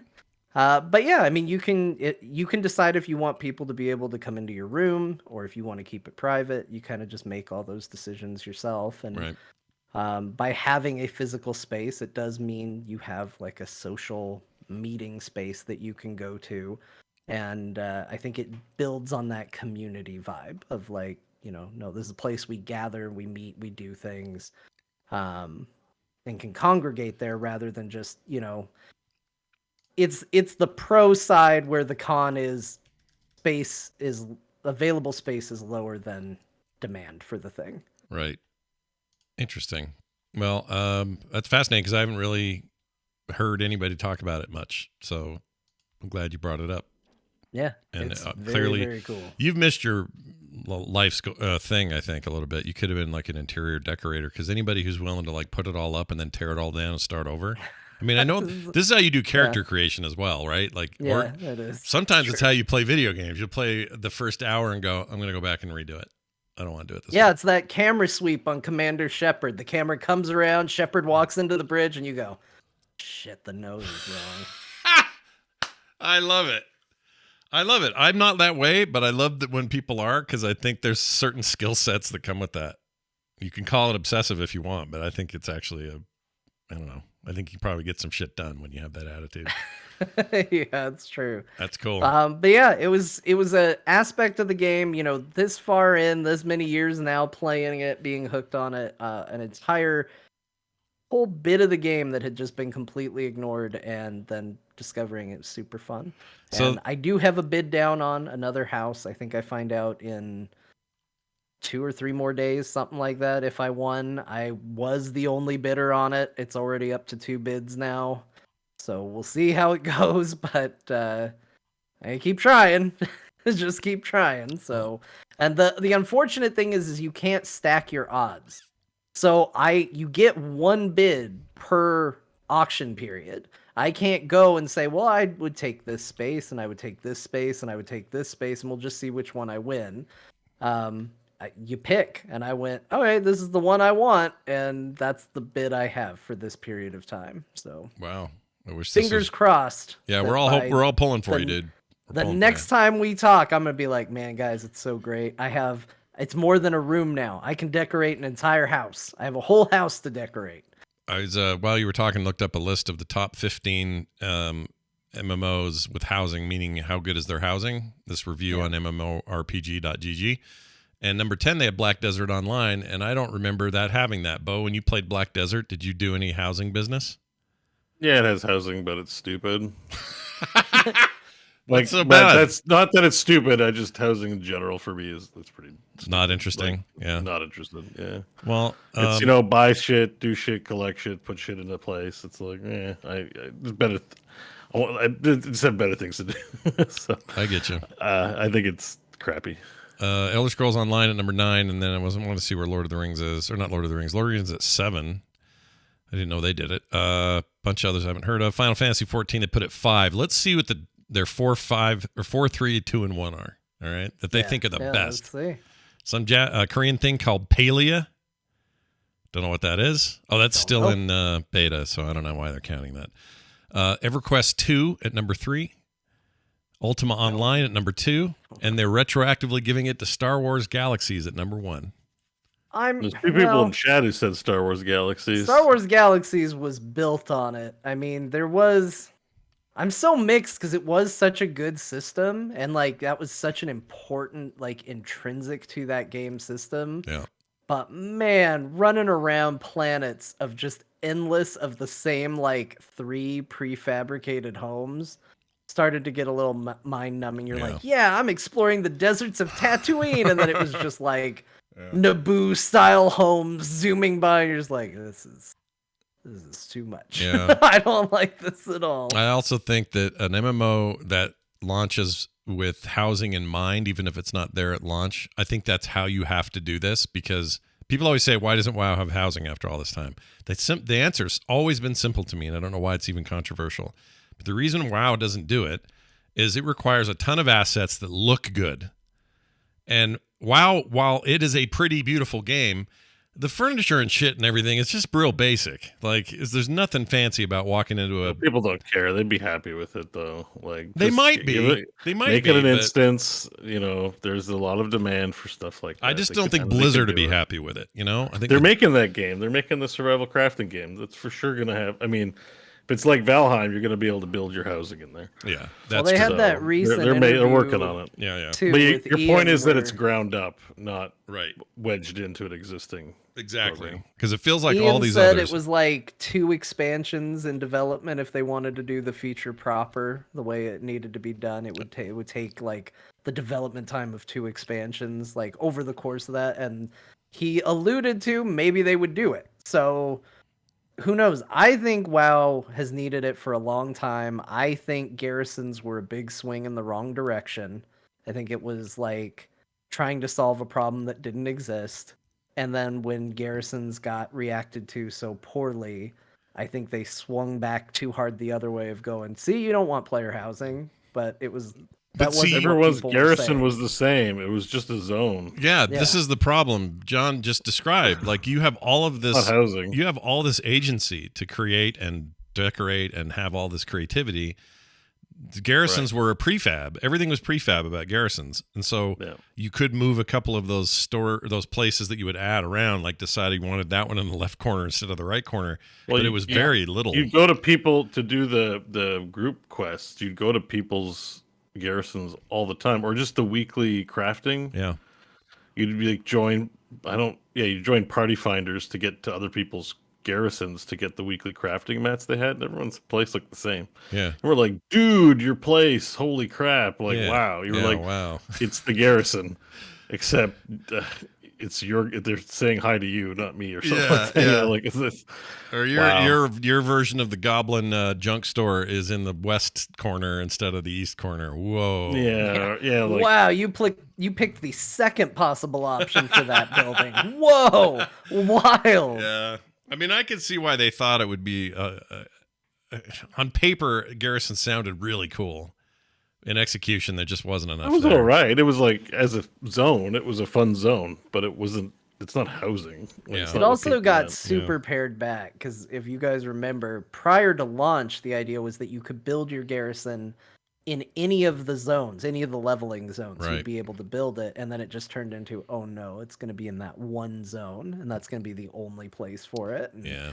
That was a bummer. it was a constant, like that whole expansion was just a constant. You kept thinking maybe they'd figure it out and make it cool because they'd be like, hey, you can unlock a blood elf design template for your garrison. You're like, what does that mean? I need to unlock it. You unlock it, and all it did was change your guards to blood elves, and like 2 banners would be the blood elf symbol instead of the horde symbol, and you were like, wait a minute. Yeah. It And then still you looks got, exactly the same. Nothing changed. and you got your selfie cam to take photos in your garrison. Yeah, Yeah. this is a good old selfie cam, and then they're like, "Hey guys, we're gonna add a shipyard," and then you're like, "Boats? We're gonna get our own boat? Are we gonna be able to go on boats? Like, what if we You're could gonna get your own customize our menu." boats?" Yep. And that's then right. then it ended up being a menu, and you watched boats sail away, and you were like, "Man, I wish I was on the boat. That would have Yeah. been so cool if I could be on the boat." I don't want to be here. Yeah, that's a fair point. I think so. Bo, if this was VR though, you'd be way into this, right? Wouldn't you like to build your own house in VR? I mean, I want to build stuff in VR chat, but it's just proven to be a little.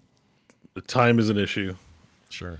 and it's a little challenging. But yes, I think that the best use of your creativity time, if it was easier, would be to build virtual worlds for sure in VR chat. It's probably the number one place to do stuff like that. It's very cool. The tools are kind of rooted, and they're kind of. You got to learn though. Unity. I Yeah. tried to import my own avatar at one point, and it wouldn't work, and I got frustrated. Like I followed the instructions.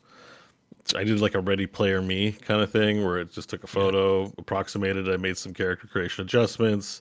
Loaded. It gave me like a Blender file or something like that. I had the mesh loaded up. I had the SDK. Got to upload it to the VR chat servers, and it's like not quite working. Some error messages, and I'm just like, I've spent 2 days on this. Like I can't.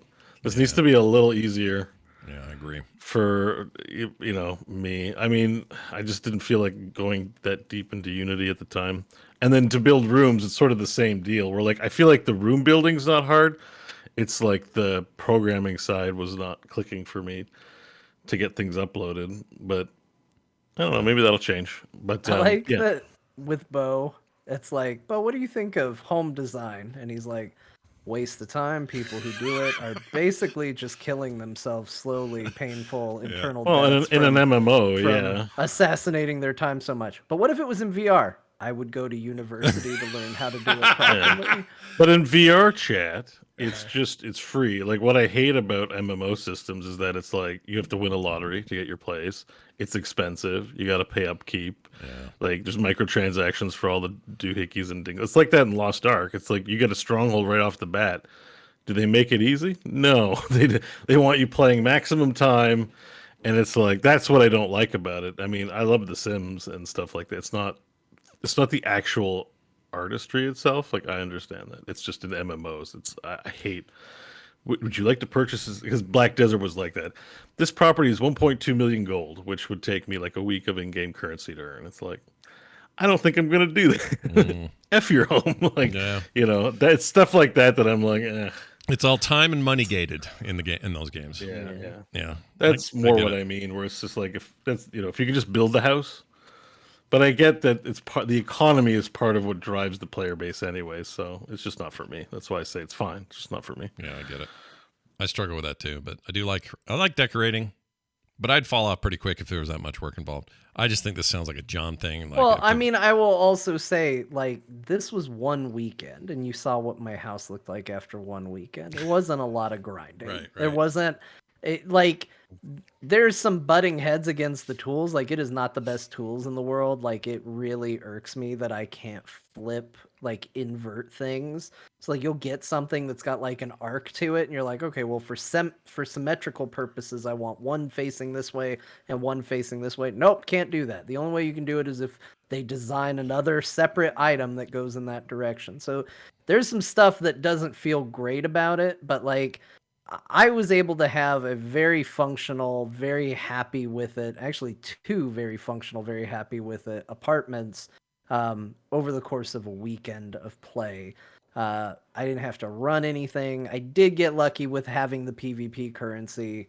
If I wanted to get do like a deep dive and go, can I make this perfect? It might involve some chasing of items, but I mean, I don't feel like the curve and the ramp up to being able to do it is actually that hard. Yeah. Well, especially if you're already deep into the game and have been earning currency all the other ways and playing the MMO, you probably got, like, if I went into ESO right now and said, I want to go hard on housing, I could, because I've got just backlog money and whatever. But if you're like, I want to make housing, how should I do it? Start an MMO and then do housing? I don't know if that's the right No, tack. that's not a good idea. Go pick a different game that's designed for it. Go play House Flipper or something like that. Go do that instead. Yeah. But it does scratch that very same itch of House Flipper where it's like, oh man, I'm gonna make this perfect. And I spent a lot of that time the weekend was just going to other people's homes and looking at it and like, what did they do with it? The online space though lets you share it with other people, which is a big draw. You can't just play a single player game, make a house. Like you need the online component. That's true. Yeah. I mean, basically, the Minecraft way is what you're getting to do, which is people can come in here anytime. ESO, I think you have to group or you have to invite. It's like vampires; you have to invite them in. But people can see the outside though. But it's weird. Like I have a castle somewhere. Don't remember what zone it's in. Yeah, I just got a castle somewhere. Yeah. Not to brag or anything, but I just got a castle. I don't know if it's a castle. It's somewhere. I don't know where. It's more like a grotto-y looking. I don't know what to call it. Anyway, it looks castle-y because it's made out of stone, but it's in the middle of this zone, and anybody can go through or come out and see the exterior of it. But to get through the gate and into the yard, which I can also decorate, it's still an outdoor part of it. That's all instanced. And I have to invite people in to do that. And that's not as fun as just, hey, what if anybody could just come on by and check out the shit I have and they can't wreck it or change it. They just can come walk around in here, which is a Minecraft. Population of a server, there'd be no more like adventuring land. It would all be covered in houses. Yeah. Right? Like can you imagine? Castles. Because that's how we all like. That's what I did. Yeah. I went to the apartment section of the guild house and I went, okay, who's got their rooms open? And I went room by room and checked out to see what other people were doing. And for some people, they just threw the questing items that they didn't want to carry around on their floor and called it a day.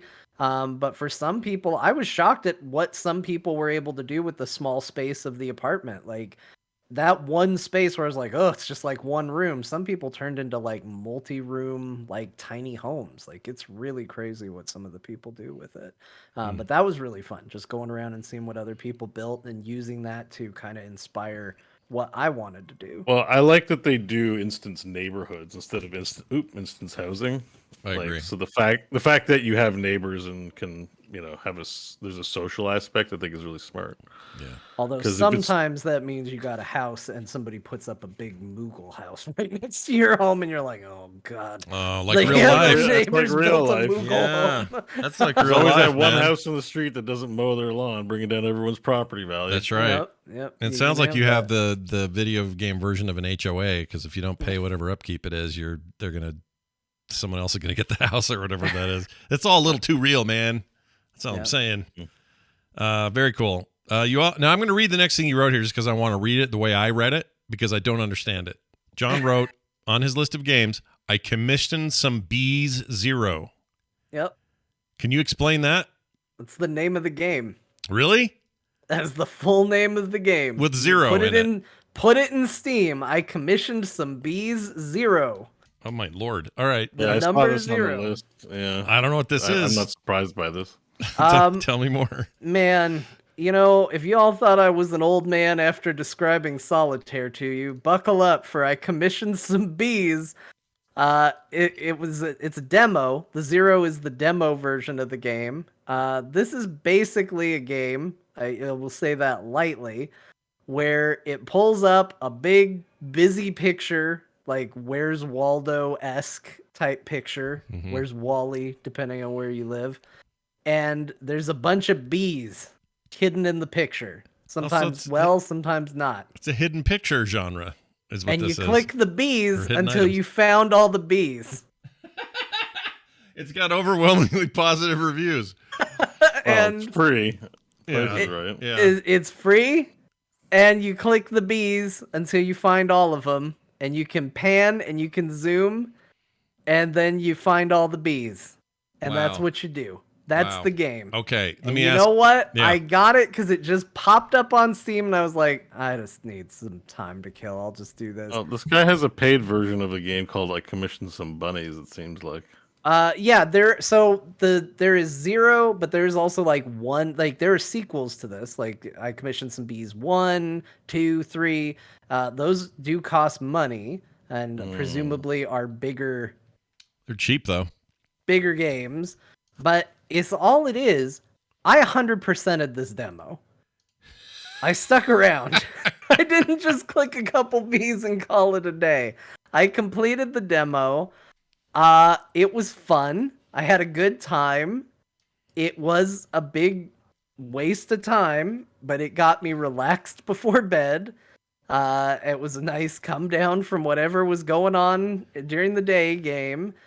I have no regrets, but I understand that this is like I'm getting close to an intervention, a video game intervention, because yes, there were other things I could have been playing. Much better things I probably could have been playing. But you know what? I decided to click some bees that were in a picture.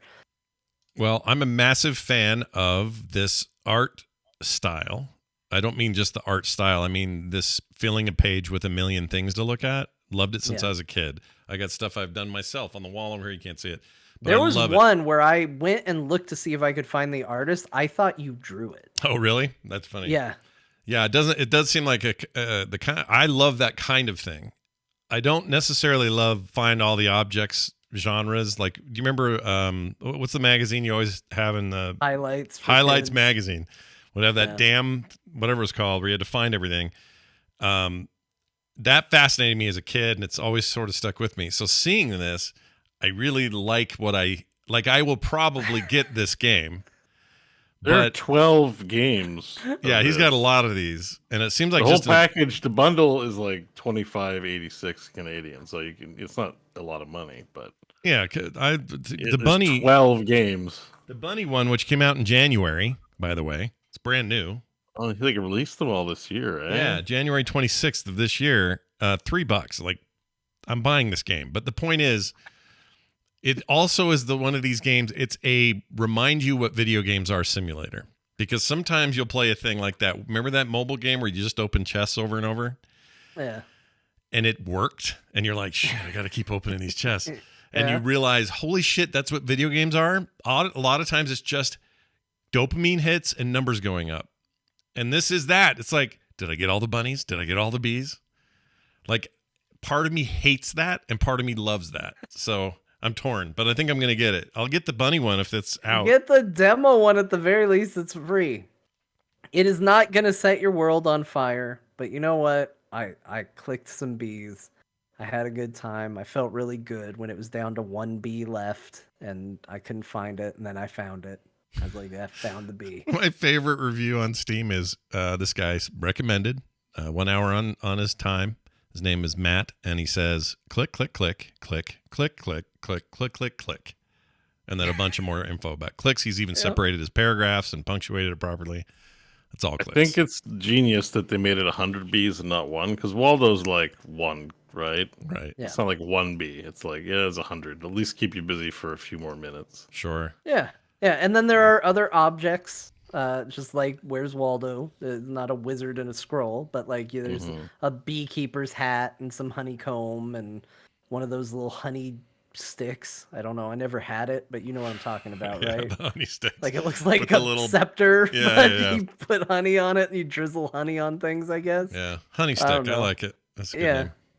One of those. Yeah. I don't know what to say about this. You guys all know what this game is now. You know whether it appeals to you or not. I don't know why I did it, but comparatively speaking, I spent more time in this than any of the next games I'm about to mention, so it was worth at least saying. Hidden object games are a thing. Also, I would say that people in the meat world love puzzles, like 1,000-piece puzzles. This isn't that different from that. There's a part of our brain that just likes this. Clean it up, get the bees.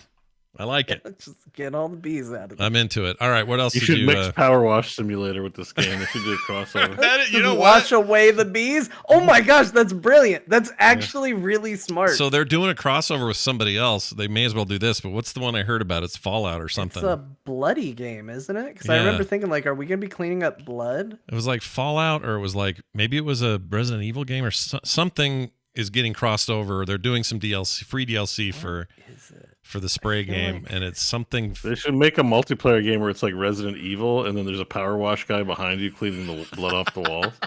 Yeah, So it one was player's something playing like Resident Evil, that. and Like, I someone don't know else if it is was cleaning. Dead Space or It's something like that, though, right? where, yeah, the logic leap is like, oh, something bloody happened. Oh, you here, know now what? I have to power wash. I don't know it. why I thought it was bloody. It's Tomb Raider Mansion. That's what it is. Why I don't know. I guess that game is Oh. bloody, but it is. Yeah, she shoots things. Is that all it is? I think that's thought it. Was like, I thought it was a violent game.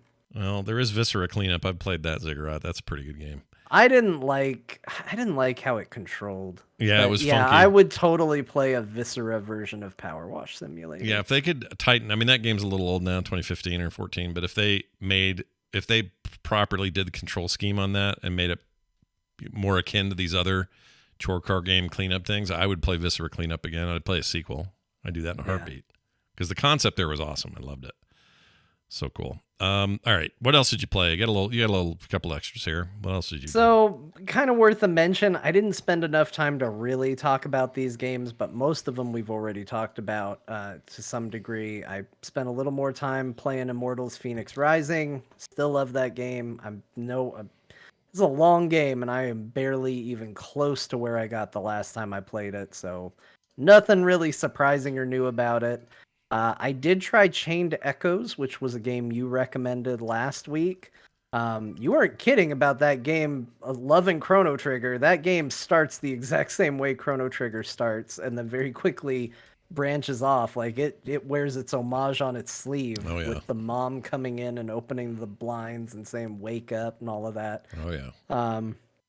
But it seems cool. I think the only thing that kept me from playing it is I was on a limited time when I sat down, so I was very like, okay, and I realized I wasn't reading as well as I should because I was just rushing through it and I didn't understand certain systems because I was just pressing A to skip. Yeah. But it's not a good idea. Nah, not with a game like that. I was like, I know I need to keep this line in the green, but I'm not sure why it sometimes moves up and why it sometimes moves down. I skipped that dialogue bit. They definitely explain it, but yeah, and it will come to you the more you play it. But I did eventually figure out like, oh, some moves do it, but like, you know, it's fine. It seems like a very cool game. There's something I can't quite put my finger on with the writing that I don't like, at least not yet, but it might be that it's just it's not like, it doesn't come off as poorly translated, which is what everyone's used to from an old 16-bit looking JRPG. I mean, you know, maybe like it's almost maybe that's like it. I'm not saying this is for sure. I think the sure. problem is it sounds a little too much like it was translated by my buddy. Oh, I see instead of like by somebody that translates video games. No, I could see that. The thing is, it's written by some English dude, and it just sounds, it's competently written. It's just, it doesn't have the trappings of the way a JRPG comes across in the text. Yeah. And I'll give you a good example. I found out the hard way that I could not write suggestions in the company suggestion box because I found out that I have a very unique voice when it comes to the way I write things. And they knew it was me every single time I wrote anything in there. And it just the way that I write. Right. I have a tone and a voice to how I do it that they recognized. This game, even though it's supposed to be multiple characters, even over multiple bits of time, always sounded like it was coming from the same voice.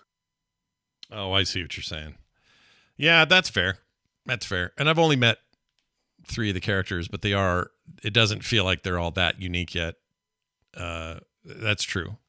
I don't think it's a deal breaker for that game, but I think I know what you're saying. Is fun. Yeah. And the story ideas are nothing necessarily crazy new, but good. Yeah. So I've liked it a lot. I started up Steamworld build. I didn't get very far. I built like 6 buildings in a store and some roads, and I really liked it. And then I kept getting bugged while I was playing it with questions, and I couldn't focus on learning it because I kept getting, "What are you playing? Can I watch you play that? What is this? Yeah. Why does it look like that? Can you go down into that building? What are those people doing? Was a train coming? Oh my gosh. Why is there a train station there?" And I was like, you know what? I'm actually just turning it off. Sorry. You caught me right at the end of my gaming time, so I'm just turning it off. So I'm not very far in the game. I was going to ask, why was my brother at your house? That's what this sounds like to me. It was just a lot of questions as I played it. Yeah. And, how long? Do we know how long that demo is, or how much game is in that? I wonder. I don't, because I didn't make it very far. I guess true. Yeah, and no, like, it's not about the quality of the game. It seemed fine. It was more the environment that ruined that one for me. All right, let's flow to Bo. Hi. Your stuff here fascinates me. I love it when you're fiddling with this crap. So tell me about what you did. So I didn't really play any games this past week. I played more Borderlands 3. We'll just get that out of the way. I've been learning Godot. Godot. It's a game engine, open source since mid 2010s. It's been worked on. It's up to version 3.5. Version 4 is in beta. This is essentially a game engine, no different than Unity or Unreal, except it is open source, so not backed by any company. So production's slower, but it's commercial free, and it's got a pretty strong community underneath it. And there have been some major releases that have been released on Godot. Hyper Light Drifter is one of them. Brotato's another one that I know that's come up recently. That's, Dome Keeper. This is the Dome Keeper people. Yep, Dome Keeper on this one. So this is like a legit engine.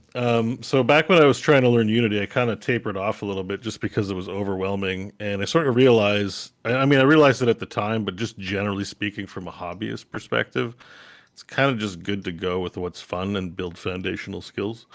So I sort of settled on this because everything's pretty much transferable. Like game engine design is pretty much like analogous across the different engines. So I thought I'd give it a whirl. So what I did was I watched a few videos, and then I downloaded a copy of Godot and started going through the documentation. And I happened upon something interesting. There's a link here. So if you go through the Godot docs, right early in the beginning, it uses a script called GD script. I've linked it down there before, because you do have to know some programming concepts. Your mileage may vary. It's not easy in terms of, it's not like RPG Maker or something like that. Like you still have to understand some coding fundamentals, but essentially there's some online lessons to help learn GD script. So I went through a C# course earlier this year. And so I kind of like got a good grasp on like the syntax for that language. And this apparently is closer to Python. But I never really did any Python. But like generally speaking, like the concepts in programming languages are pretty universal. It's just learning the syntax of the language. Right. And what's nice about GD script is that it's developed for Godot. So everything about it is tailored for game programming, essentially. And, as I've gotten deeper and deeper into the system, I brushed up on my learning languages. I've been going through documentation. I got a few tutorials that I'm now working through. I'm starting to really just enjoy it. And I highly, if someone wants to learn it, I highly recommend these online lessons because these are pretty good at getting me familiar with the foundations of GD script. So I still like have to like look at code and understand exactly what it is. I'm still learning, especially the specific functions within GD script or within Godot. But I'm having a good time with it. I streamed a bunch of it so that people could watch. That's what John was talking about earlier. So he knows what I was up to because it was kind of motivating to have people there. There's quite a few Python users apparently in our audience, so they were able to help clarify some things for me, which was kind of nice. And after I learned the lessons of GD script, I continued walking through the 2D documentation, and I built my first little application, which I will share with you both. Oh, you let's play see. On stream. It's like a nothing burger. Oh, it's too powerful. I can't send you something It's 16 megs, and Discord doesn't want me to send it over. I thought you could do bigger. Oh, I have their sub, so I do. There's some other You're a way. turbo man. Do you have? Oh, geez, how can we have you do this? I just email it to you. I guess you could do or you could do. No, let's not share the email. Drive. Google Drive has more space than that. Oh yeah, okay. Hang on. So you could do it as an email, and it would just put it in Drive. Am I allowed to upload zips? Yeah. Oh yeah. That's cool, man. Although it's nothing. It's just a little like, oh, I'm proud of this because I did it. Thing. Is it compiled for? Oh, I'm not streaming from a PC though, so I probably can't show it. Unless you. Oh, you're not streaming from a PC? Unless you compile. No, if you compiled it for Mac, I can show it because I'm streaming from a Mac right now. I don't think it's Mac. All right, new plan. I'll just stream it locally. Then that's fine. Okay. Yeah. I want to see. Oh, there it. you go. Yeah. Yeah. We can show that. That's a great idea. Yeah. You just won't. I don't think you'll hear the sound over the. I'm not going to rewrite the audio that way. No worries. But I will send probably other stuff ahead of time. But let me just. It's too bad. It sounds such an important part because I actually had to work to. Also looked it up for those who think it's just Godot, which sounds like it might be. It's not. It is. Yeah, it's Godot. Yeah, it is Godot is how you say it though. According to the South, it's a South African developer, and he has said Godot. It is not. Or Godot. No, I think it's Godot or something like Godot, that. Godot. As it's an open source thing, it's not owned by any one person, so it's down to you call it what you want. Yeah. Pretty much. So it's GIF. The guy, it's GIF. Or no, it's Gib. No, it's Jib. No, it's. Okay, hang on. I got to do a. It's GIF peanut butter. Because it's not actually a full window. All right. No, wrong display. I think anyone's ever done a GIF of peanut butter and called All right, it. you got my display up there, and I see it. Your whole computer screen.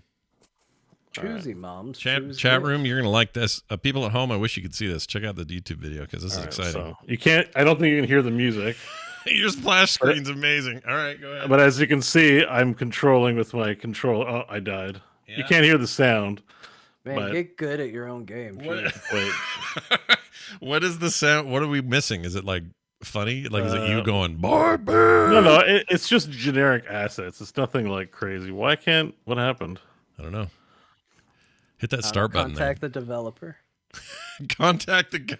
No, I'm talking about my streaming issues, not about. Oh, okay. My camera's no longer appearing. Okay, there we go. Right. Here I am. Yep, okay, that's you. There's NVIDIA. Yeah. No, all right. Sorry. Okay. So So, anyways, I can press the start button again and start a new round. Yeah. And that's me. I look weird. I know. Yeah, but I program. Cool. It's kind of you can program instances of these animated enemies, and I'm controlling with my joypad the little dude. The longer I stay alive, the more score I get. Does it fill up with more enemies? Basically, Vampire Survivors. Right? It kind of is without the shooting. Yeah, I mean, I'm missing a lot of nuance, obviously, but yeah. And maybe then I hit the guy, it's game over. Oh, dodge the creeps. I don't know. So a lot of what I'm doing is I'm just learning lessons based on what I've been programming. So I'm like kind of eager to tease a thing, but it also may turn into nothing. So it needs the music. How do I pipe the music in? I guess I can. It's just not going to happen. Yeah, can't you do the Discord streaming thing? If I do this, you're going to echo back to yourselves, right? Oh, do you hear yourselves? Hello? No. Not yet. No. Oh, no? Okay. No, then I'd have to turn the audio on. And then... does that do anything? Hello? No, still. I hear it echoed now, but it's fine. Oh, I don't hear one. But if we can hear your audio, we can do it temporarily. Good. I don't hear anything though. You don't hear me? I hear you. I just don't hear anything else. But I hear you. Yeah, I don't think this is routed right, actually. Routing. Yeah. Pain in the ass. Right. Yeah. Or am I talking? It's over Discord. Yeah, the sound would have to come in over Discord. That's what's the issue. So, oh, gotcha. All right. Let me. No, there's just no. I have to get. No, it's not gonna happen. It's not gonna happen. All right. Well, we'll wait till next time. Maybe I'll send it to you ahead of time. Sure. I'll just do the visual. Just do the visual real quick. It'd be kind of fun just to see what else I've been trying. It's basically all I'm doing is practicing making like loading screens for reasons. Yeah. Because it's like ideas, and so I just want to show one real quick here. Right. So hang on. See what you got here. All right. I love this kind of stuff. Oh shit! Yeah. I saw it for a second, and now it's Bo again. Oh, no, here you go. Gaming Magazine, Podcast Division, Gaming Division. That stupid Bo Schwartz thing. That glitch photo is the best. Super Lake Run. Super Lake Run. I'd play that Endless Runner, dude. So look, I'm still like practicing shit. I got a lot of foundations to learn. I got a lot of nodes to learn what's going on here. But if we can make a core thing, sell that shit for $2 on Steam, and make ourselves a tidy little sum. Let's go. Let's do it. Lake Run is but perfect. I'm not there yet. But I've been kind of just going hard. I'm kind of getting into the programming side of things. So we have a lot of skills between the three of us. It might be I'm thinking it's kind of a fun thing I might start working on a little more regularly. John's a great writer. You got all the art you need from me. You got John's writing. You got your skills over there making it. We could make a game. And it doesn't have to be Lake Run. It could just be something else too. But it needs to be Lake Run, I think. I think Lake Runner is a funny ass name. I can think of 100 versions of a Lake Run game that I would want to play. Right now, current top of mind is that picture of Bo, but it's like the Tron light cycles. Yeah. But it's just brown walls and you just try to box each other in over the lake. But you could do a Survivor's Lake. Why not? Yeah, I may do that. What it's about right now is learning lessons. I'm nowhere near, to do that, I had to learn how to play animations in Godot. There's the great thing about the engine, and it really about all engines, but I find it simpler to learn in Godot, is there are these functions and nodes, so you don't have to learn how to render a frame or allocate memory. Right. Or even go step through the game loop. The game loop runs, and then you have these functions that just listen for inputs and triggers. And then so you spend more time focusing on getting the art and assets together, what the triggers are, the overall thing. I've got to do UI. I've got a whole bunch of stuff to learn. So I'll probably be building weird shit for a while, but that's just generally game design, is just adding things onto it, and then maybe when you're doing something more formally, you sort of plan out your whole production pipeline about what you think you're going to need, and then what gets adjusted midway through and stuff. But yeah, so far I can render a sprite, I can make it move around, I can trigger sounds, I can spawn enemies, and yeah, I'm kind of excited. I just can't wait to do more. I think the thing that's been frustrating me the most this week is just being tired after a work day and wanting to work on stuff but not having the mental energy. Oh, I hate that. Yeah. But yeah, that's awesome. I love it. But I'm working through tutorials, so maybe there'll be something to show next week. But that's been the bulk of my week, was doing that. Having played a handful of these games based on this engine, that's exciting just on that level, because I've already seen really rad games in that engine. And I think you'll see more. So one of the big deals about Godot 4 is that the 3D engine has been loaded is not that great, but they'll be using the Vulkan engine. That id made in the next version, which is a powerful next gen.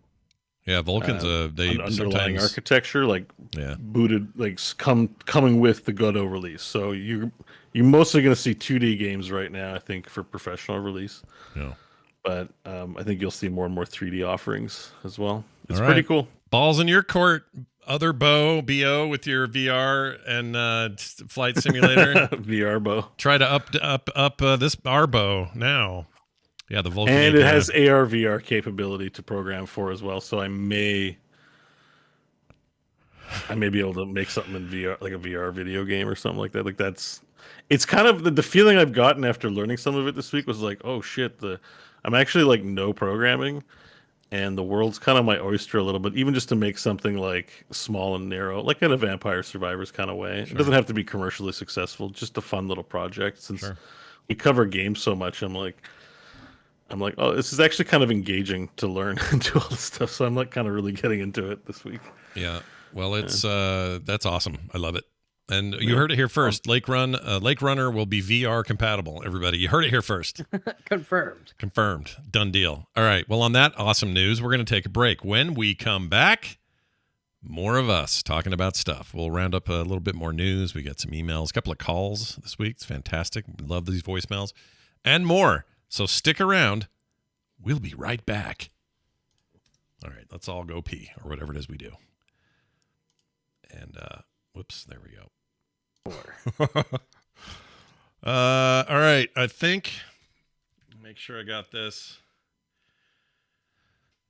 My wife had questions. It took me forever. Okay, here we go. We're back, everybody. Sorry. Yeah. Well, when your wife has questions, you got to answer them. That's the deal. Yeah. We're back, and it's time for us to dive straight into a fun little segment we call Dear Martha. It's where John takes an old magazine from yesteryear and tells us about it. John, anything special here today? Oh, get ready for this one. Sometimes, I've had this trend lately of when I go to Retro Mags, which is where I get all these old magazines to review. Yeah. I don't like always picking the one that's front and center featured when it gets in, but sometimes I just get enticed by the cover and I go, oh, I gotta do this one. That's what happened today, and boy, we're all gonna be dumber for it. Let's do it. Can't wait. Here we go. My dearest Martha, I didn't want to do this. Some magazines are just better left unread. But when a magazine offers the top 100 video games of all time, I have to know. And so it is with great reluctance that I offer my thoughts on Flux, the most dangerous video game and comic zine, issue 4 from April of 1995. Let's just get this out of the way right up front. This magazine likes boobies. Not the stupid species of bird that sometimes have blue feet. The other kind of boobies. And look, I'm human. I don't mind the occasional boob or two. But when I say this magazine loves them, I mean it's bad. Like, I was going to do a fun booby counter, but I got tired of counting by page 16. I mean, this is an image, and it's just a prime example of what I'm talking about.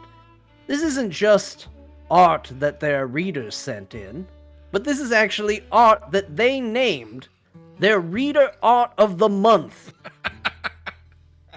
When they weren't busy spending hours attempting to remember and recreate the female body to the point of forgetting what a human face even remotely looks like, these puberty-stricken edgelords were somehow writing letters to mostly celebrate that their new favorite magazine used swear words. What can I say about the letters? Whenever you wonder how we've gotten so bad as a society, just read the letters on this page. And remember, it all started in April of 95. Okay, look. I could turn this letter into a novel about how cringy this lame-ass magazine is.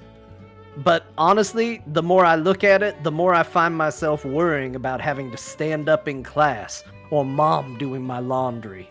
So let's just focus on why we're here. What did a bunch of overstimulated 90s nerds pick as the greatest video games of all time? So here's the top 5, I guess. Number 5, Mortal Kombat. Number 4, Sonic the Hedgehog. Number 3, Doom. Number 2, The Legend of Zelda. And the number 1 game of all time, Space Invaders. There. I'm not sure it was worth it, but now we at least know for sure that even the interesting part of the magazine was dumb too. Okay, ad time, Martha. At least it would be. But I just can't, Martha. This magazine is so bad. They predict the 32X has a brighter future than the N64. Their rating system is literally a dog licking himself or humping a TV. They gave Night Trap a better review than Mega Man X2, and one page is nothing but Baywatch images. Look, I get it. You're a teen. The internet takes 10 minutes to download just the top of someone's head in the picture you're trying to see. And your parents won't buy you a Playboy subscription. But my God. Anyway, Martha, that's more than I can handle. Yours in time, S. Beckett 95. Oh, man. I have memories of Flux, but only as a thing I would see in like a Barnes and Noble at the end of the rack. I never looked at it. Apparently, it's bad. Seems like a dumb magazine. Printed on like paper or. Yeah, what was what was the paper quality? Dried gym socks. Ah, perfect. Perfect. That's where it belongs. Nicely done. It's genuinely, without a doubt, the worst magazine I think I've ever reviewed. It's pretty bad. And just from just real quick, let me just share some of the letters that they got in their letters section. Yeah. I peed my pants when I read your last issue, said Danny R. That was a letter that they were like, yep, that's getting printed. Put that in. Here's a quality one. Flux rules. Anyone who thinks it sucks should be killed slowly and painfully. Jeez. That appalled purchaser sounds like a real wuss. I'll bet his mom dresses him. If your mag showed naked chicks in Babe Watch, it would kick Playboy's ass, said Matt L. What about this guy? Your mag is the roughest. This is my first time reading, and I must say you guys blew my mind. Kicked my ass and left me begging. Like, these are made up letters, right? Yeah, they feel fake. They do. Like, they're not. This is fanfic for their actual the people they wish for reading. And you didn't even mention I'm glad Flux isn't afraid to use swear words like them other wussy magazines. Yeah. Yeah. How about this one? How about this one? Yo, like nobody ever puts my letters in magazines. I'm sick of it. So if you put this letter in Flux, you're even cooler. And if not, I'll kick your ass. This is horseshit. What a crappy. This is made up. Like they're like probably like once we get real letters, we'll put them in here. But let's just put some. And this lady, what the hell, dude? This drawing. You didn't even talk about the tiny ass looking little Super Nintendo controller and disc she's holding. I know. It's really. Oh yeah, why is this so small? I don't know. Because they only cared about 2 parts of this picture. That's why. Yeah, but they didn't care enough about the bottom part. Because that's effed up. I like what that is going on? Too. I don't know if that's on purpose, but they're just like, I don't know, faces. All I knew, I just spent 22 hours on the boobs, and I spent 3 minutes on the face, and then I got a hot picture chick. If you don't post this, I'm gonna kill you slowly. Mom, don't come in here. I'm doing my art. Yeah, F these guys. Terrible. All right, that was awesome as always. Now, ladies and gentlemen, it's time for this other news. Things we didn't cover. Fat Shark suspends plans for seasonal content and Xbox launch of Darktide to address the issues with the game. And they said they were sorry. They had a big, long sorry thing. It all seems very earnest. See, that's the thing. I'm sure it is. I feel like we've had so many of these, Scott. Lately, yeah. I'm starting to not believe the earnestness behind them, especially when, and I know Bo loves Darktide. Yeah. But when I played the preview the first time, my big takeaway feels a little light on content. Kind of feels like maybe they need to figure out content. Now, they say they didn't put everything in this demo, so benefit of the doubt to them. Then when they did their early release, this seems real light on content. But they said they didn't put in all the content, but it seems real light.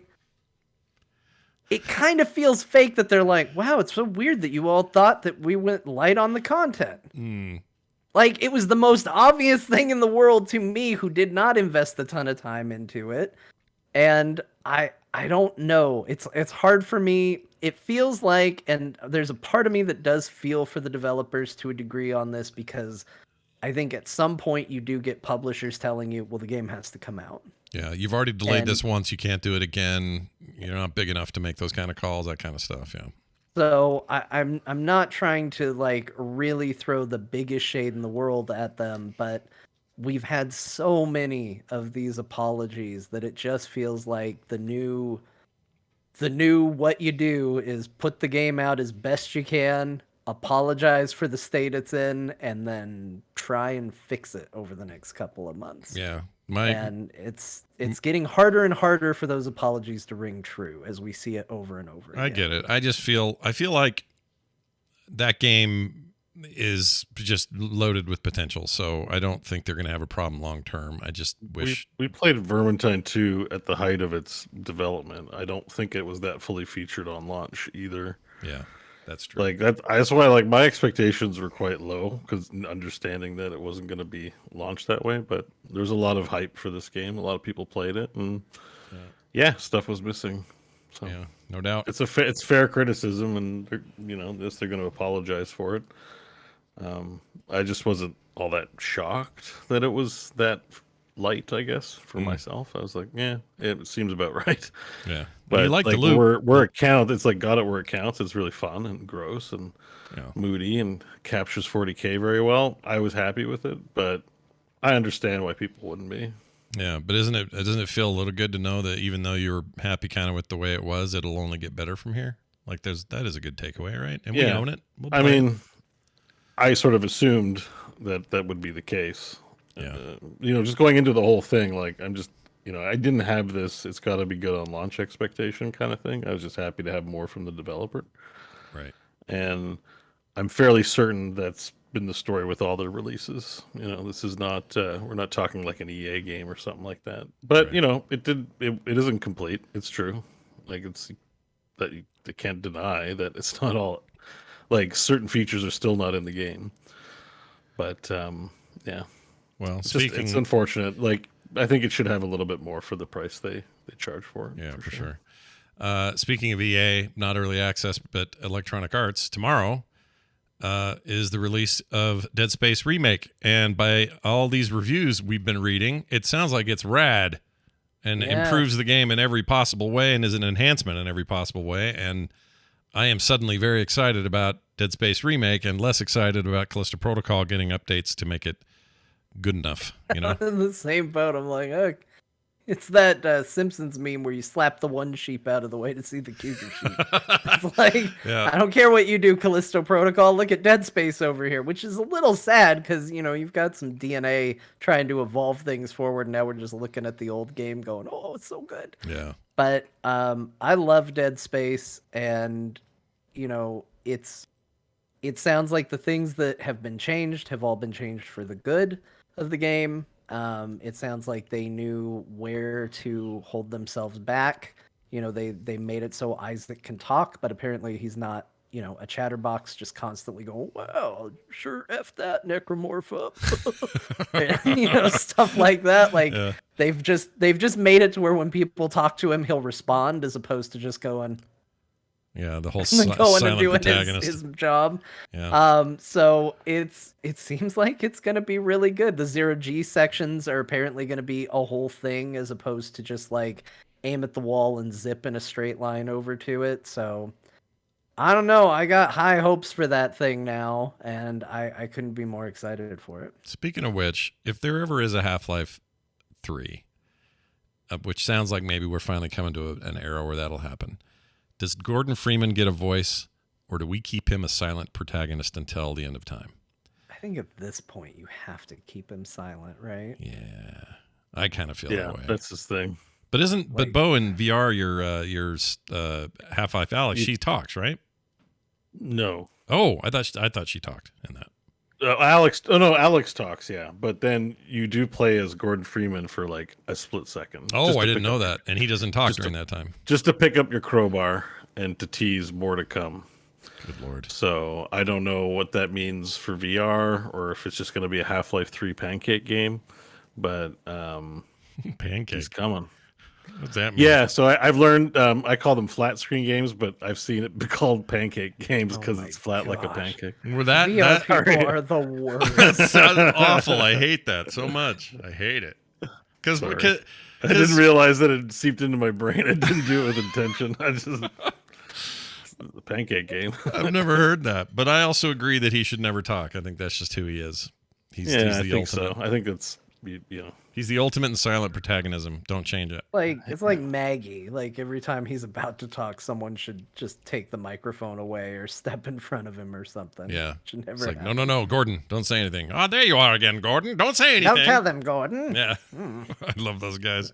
They're waiting for you, Gordon, in the test chamber. They need to be voiced, and they all need to be that same crusty old man voice like they were in 1. I love those guys. You're late again, Gordon. Oh, really? You're like the fifth scientist who looks the same and sounds the same that's told me that. All right, I'm hurrying. That was why, I tried that Black Mesa game, the update of the original Half-Life to look really good. Yeah. And what I learned is it looked amazing, it played great, all that, but it taught me that I am too hooked on the sound of Half-Life. And interesting. The sound effects and the voices were different, and that was a deal breaker to me. I couldn't stick with it because I'm used to how that game sounded. I played so much Half-Life that just the sound of the tram and the radiation counter and all of that, all that stuff being slightly different, I couldn't handle it. I was like, no, this just sounds wrong. Yeah, we're weird about sounds. Sounds embed themselves. We covered the Earthworm Jim games on Play Retro this week, and as soon as I started playing that game, it was as if I had transformed, sitting there in front of my computer emulating a game with a freaking 360 controller. It didn't matter. I was suddenly 23 again playing the first Earthworm Jim on a Genesis. It's so ingrained, the sounds that game makes, the music it has, the stupid sounds he makes. The game doesn't even hold up that well, but that feeling of it all just comes rushing in. I could see that with Half-Life. That'd be really hard for me to hear it any other way. Totally get it.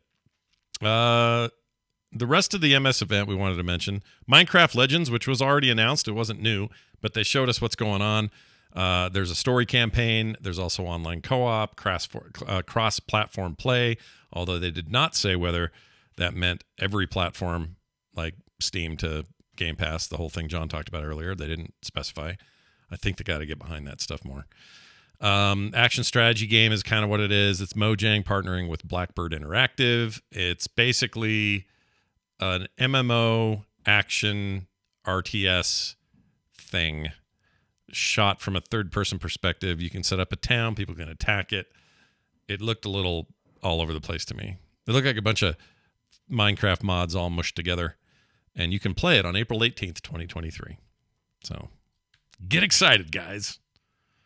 Minecraft Legends. Woo! I can tell you're both stoked. All right, moving on to this one. It's in the bottom section. Yeah, that's true. If anybody's wondering, why didn't they talk about that at the top? Because this is what we have. Just not really into it. Exactly. The Forza Motorsport thing, Turn 10 Studios, they showed off this game. They say it'll feature 500 cars, which includes 100 new to the motorsport cars, the most cars they've ever done. 800 unique upgrades, ray trace graphics. They had this whole thing about damage and dirt buildup, which no one's ever done before in a game like this. This made me feel anal retentive and be clean the car. Yeah. It just all of a sudden I was had this urge to go wipe down my car outside. It did too. They were really into these features, and that made me feel like I got to go clean something too. It's weird. They talked a lot about those technologies and how this stuff is, this is 100% new generation focused, or current generation with the series consoles and PC. They talked about sound stuff that was a little over my head, but sounded cool. They say 10 times more detail than any previous gen console Forza game, and mentioned dynamic weather and time of day, environmental impact, stuff like hot streets makes your tires act different. Wetness makes stuff act different. Yeah, it does. Makes your Flux magazine. I got Flux on the mind. Anyway, coming 2023, no exact date. If you are into those, I'm stoked for you. Just like I was for the people that couldn't wait for Gran Turismo 7 or whatever the hell number they're at. So there's that. All right. Time to jump into some of these. That's a good question. We got a couple of calls to start out with. They left these voicemails at 801-471-0462, and we got one about the McDonald's ice cream machines. Okay? So, important, hard-hitting shit. Let's start with this call. Listen to the most recent episode of Core, and you all were talking about McDonald's and pay scales and whatnot, and Scott asked the question, was the milkshake machine ever actually broken? Well, if you go to a little website called McBroken.com, I believe that's the right address, you will it pulls up a map that somebody has made, and it shows you in your local area what machines are broken and what aren't, according to the last report. Keep up all the great work you do. Love the show. Bye. Oh my God. That's awesome. I can see one for Ottawa. Yeah, you can. Mine's not running. I think my browser machine broken. Checked 15 minutes ago. See? Someone 1 minute ago. Yep. Checked. Yep. Who's checking it? These are people that are pissed about this phenomenon. All these are 1 minute ago. Oh man, all mine are working real good over by me. Are they? Yeah, most of the machines are working good. Hey, John, hop in the car. Get out there. Get her done. I don't like McDonald's milkshakes, unfortunately. It's a machine real problem. broken. Check to how is so many? Like, there can't be that many people in Ottawa updating McBroken. I mean, maybe, but it does seem a lot, right? Everything's 1 minute ago. I'm like, come on, like literally at the same time, 50 people. Well, maybe they have a system for, I don't know. How would they know this otherwise? Would it have to be tied into theirs? It'd have to be tied into McDonald's. It have to be tied into their system because they do have those kiosks. So I imagine. Yeah. That's weird. That's real weird. Maybe they're checking like the Uber Eats menu. Yeah, because that's the other thing. The McDonald's can pull them off there if the shake machine's not working. Right. So our shake's on there. Yes, then it's working. Yeah, good point. Entirely possible, but I'm glad to hear Arizona's doing all right with the shake machines. I mean, no not idea. everywhere, but like, around me. Well, I like this feed on the right side. Currently broken. 10% of them, like site wide, I guess. 10%. One in 10 machines is broken, and the highest rate is Dallas has a whopping 19% machines broken. What's going on, Dallas? Why can't you keep your Seattle, McDonald's milkshake machines working? Seattle 18.75, Los Angeles 17.39. So like high rate of broken, but if you want a good chance, to get a milkshake, Boston 0%. That's 0, really? Every single machine in Boston is working. Oh, they're such garbage shakes, though. They're so bad. They're not even really ice cream. They're like petroleum jelly frozen or something. They're bad. Yeah. I'm kind of hooked on their like frappe coffees. If I go there and I have to get a thing like that, it's like their mango juice or their coffee mixes. I could go for a frappe. I got in trouble for ordering macchiatos from McDonald's. What is that? I don't know what that is. Because I used the app and I customized it like so many people do when they order coffee drinks because I didn't want it to be caramel. I wanted it to be vanilla, which is a option you can do. And one time the manager brought me out the drink and she goes, "Your order confuses them every time." And then handed me the drink and walked away. I was like, it's not hard. Anytime you would put caramel anything on it, you put vanilla instead. It's really easy. Well, it's McDonald's after all. So hold on a second. This is another thing you just reminded me of. When's the last time when you go to McDonald's or Taco Bell or most those places, there was a period there where all of them were hiring one person with special needs or an old person or something. Right? Yeah. It's fine. It's good. I think it's a good thing. But I've noticed lately when I've gone in anywhere, I don't see those people anymore. Did something change in the pandemic where they were just like, that was a funny idea. We're not doing that anymore. No more grandpa, no more special needs. I didn't know it was the thing. Oh, yeah. I can look back and go, oh, yeah, I did see some of that. Yeah, I just but don't know I what didn't happened. know it was an actual thing. I thought it was a real, like an industry. It might have had a work exchange program of some kind or something like that. Yeah. Maybe like a program that stopped. Maybe people gave them shit. Maybe they got like customers being jerks or something. And they just didn't want to deal. I don't know. I always wondered. It's McDonald's. It's not like you're giving somebody a great job. Like everyone wants to leave, right? Like, sure. Presumably, even if they don't, like they'd still, if you were to part the clouds and be like, would you like to come work in a clean office for double the wage? Everyone would be like, yeah, I guess so. I guess I'm out. Yeah. Sure. So I just feel like, yeah. Were you the one saying that you always smelled like a burger all the time? You said that last night. You smell like Big Mac sauce. Yeah. Like your clothes. You wash the clothes, still faint scent of Big Mac sauce in there. You just smell like grease and Big Macs. Yeah, weird. It's not, I mean, at least I worked at Starbucks. At least I smell like coffee. I like that smell. It's fine. If I gotta think of something. All right. Well, we also got our first call with a religious tone to it. Don't worry, it's not too weird. But we got a call about microtransactions and Catholicism. All right. Nice. So check it out. Here we go. Core crew, this is Colin in Seattle calling for the Core Show. Scott, Bo, John, my friends, my comrades, you have such a wonderful idea with the with the churches doing microtransactions. I am sorry to inform you that the Catholic Church beat you to it. They were called indulgences, and they let you basically buy something in order to lessen the amount of repentance you would have to do, or totally forgive yourself, or get absolved of certain sins you've committed. And in fact, the sale of indulgences was so bad in the Middle Ages that that's actually what caused Martin Luther to sort of write his thesis and start off a whole new set. And they said, hey, we're going to get Protestantism up in here. So yeah, everything old is new again. I say bring indulgences back. Maybe, who knows, we'll get Protestantism too out of it.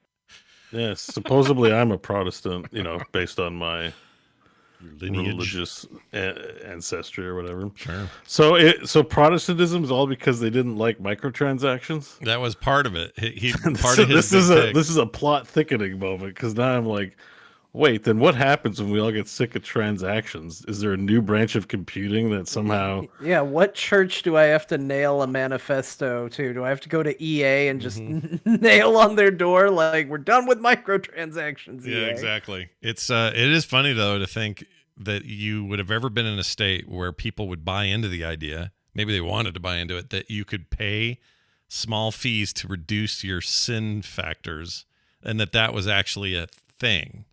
Like, that to me that's insane. That's broken. That's so effed. But yeah.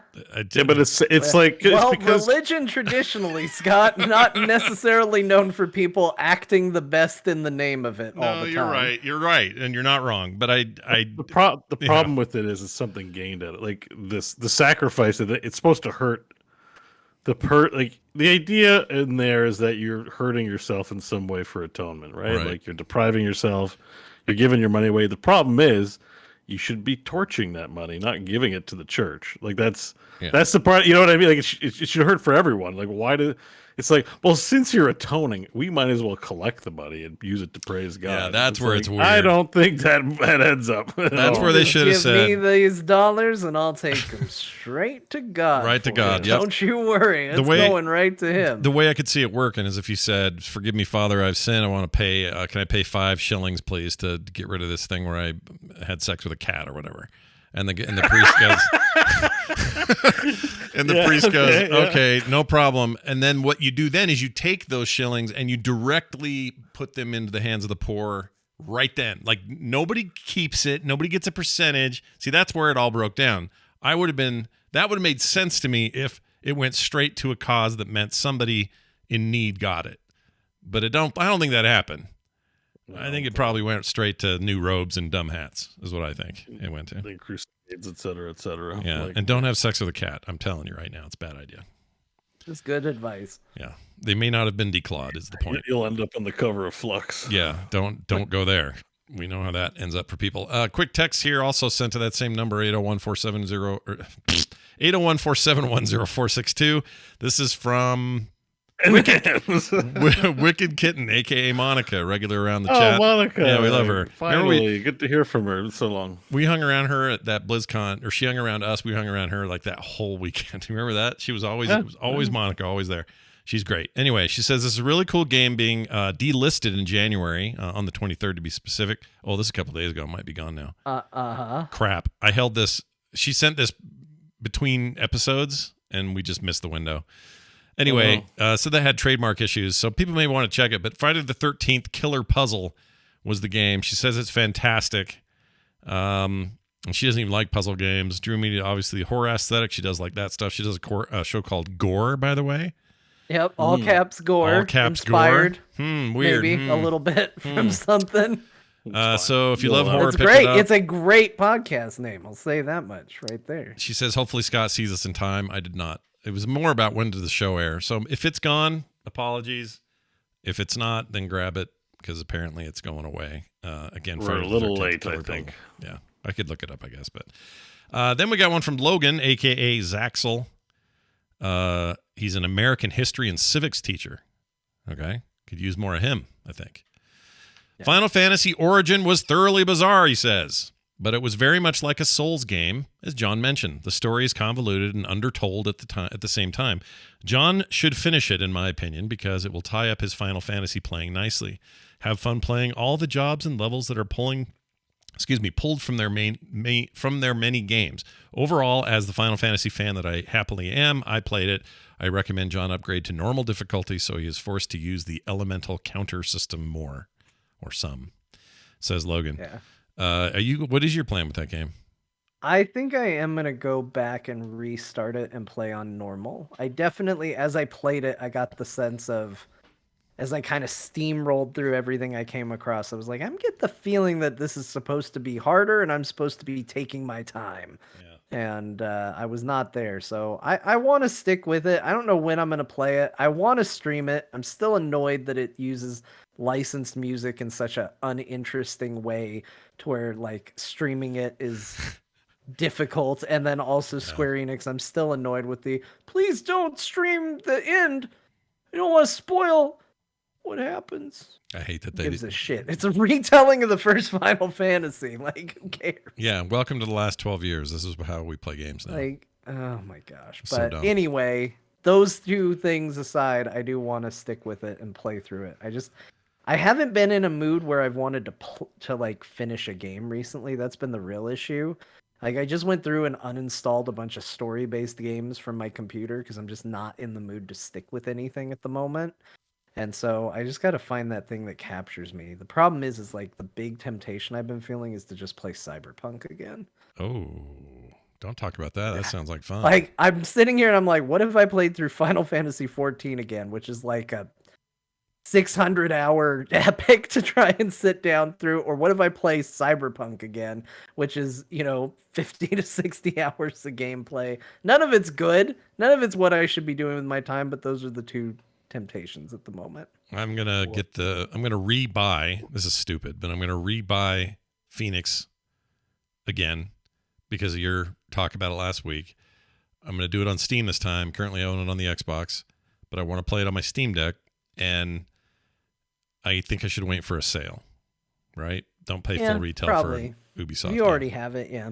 Yeah, I'm going to wait until it's like $24 and I'll get it. But this is the problem. We all do this to each other, but we bring up a game and we all go, ooh. And then we get in the mood. Yeah. I know. I had to prune my wish list.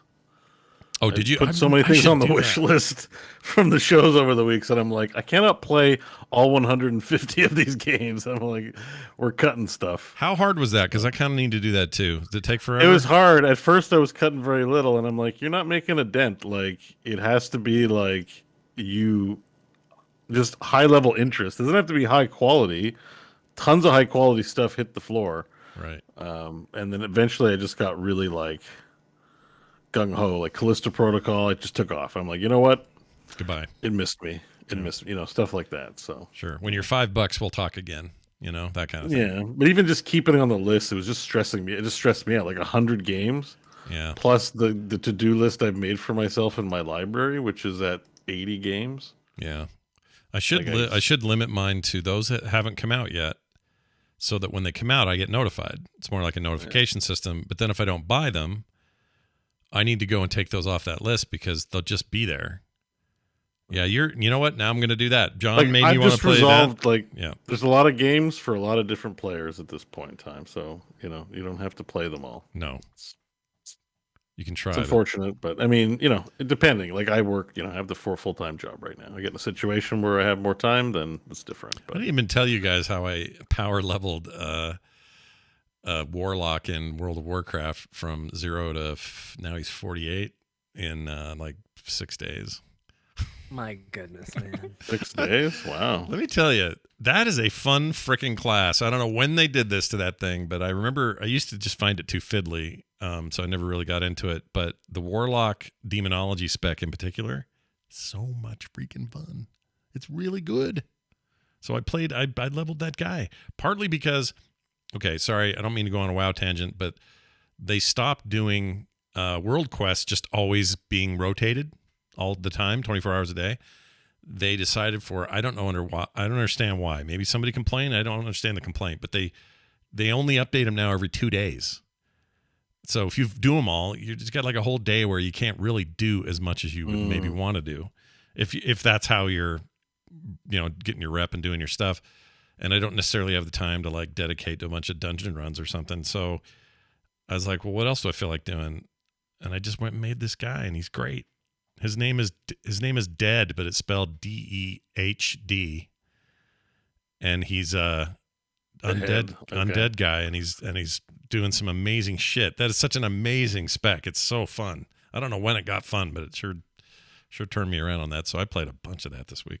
Anyway, that's neither here nor there. What is here and there at the same time is this mashup from Jamie. That's right. After a couple of weeks off, Jamie's back in the saddle and making new mashups. And this one in particular just fits with today's discussion. We're talking about these new stickers being available for the Lake Run. Bo's making a little game maybe called Lake Runners, or maybe it has something to do with it. We don't know. Well, how about a mashup all about the Lake Run? Yes, that's right. The Lake Run story told in mashup form. Enjoy. I don't know, that came up, but the last time I went camping, I just had to go for a shit, and I was like, I guess I could just shit in the lake. Like, it's in the middle of nowhere. It's not like other people are around.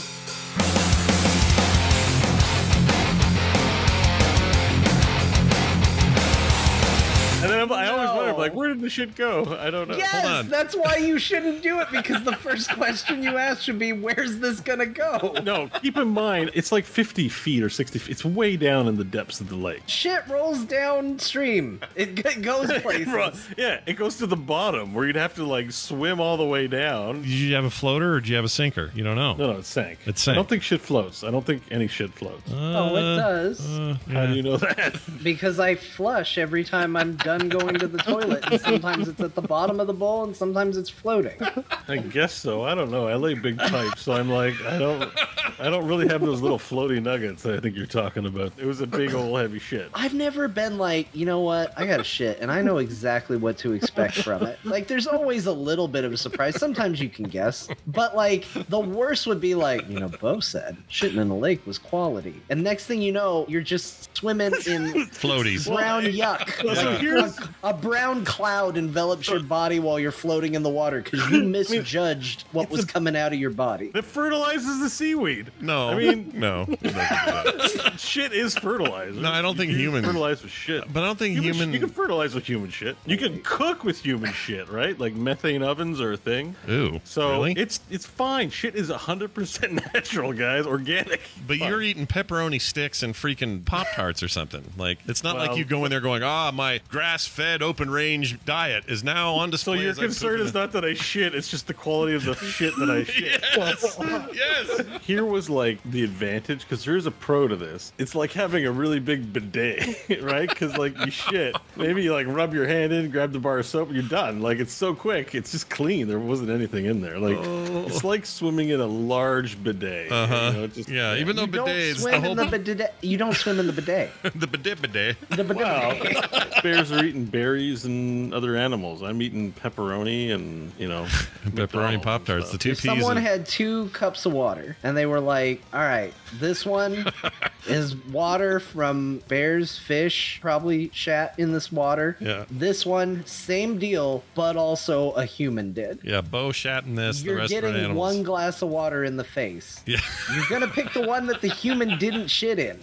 If there's an equal amount of poo, but the sources are different, so you're like, the one without Bo shit has bear shit of an equal mass, then I'm like, what's the difference, right? I'd almost rather have my own shit.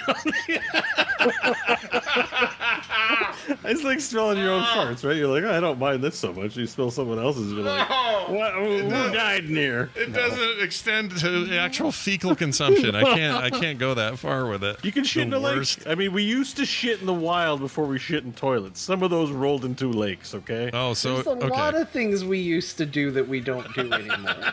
But we can still do it. Yes, we still can. That doesn't mean we should. Yeah, I don't think you're allowed to do. They're not supposed to do. Let me the tell lake thing. you. Let me just assure you. If you had fears about shitting in a lake, it's fine. Okay. Just don't I shit don't in a have public fears lake. about shitting in a lake. Now I'm afraid of lakes you shit in. All right, I did not. No, I don't remember the amazing John commentary during that entire discussion. Yeah, the John commentary was the funniest that part. was really good. That was really good. Amazing. I don't know why I thought it was a good idea to share that. It's shaped everything that has come since. Yeah, that's come since. Yeah, we are now we're the Lake Run Show. We're changing the name officially. LakeRun.com. The Lake Run. Yep, check it out. Run. Well done, everybody. That was awesome. Okay, I Thank can't you, Jamie, believe for putting that together. He's amazing. I cannot believe how many people joined our Patreon last week, and I'm going to read their names, and it's insane. You guys are so great. I don't even know what to say to these people, so I'm just going to read your names. We were joined by Kevin Goldfarb. He just joined today. Alex M. Kevin Alternator.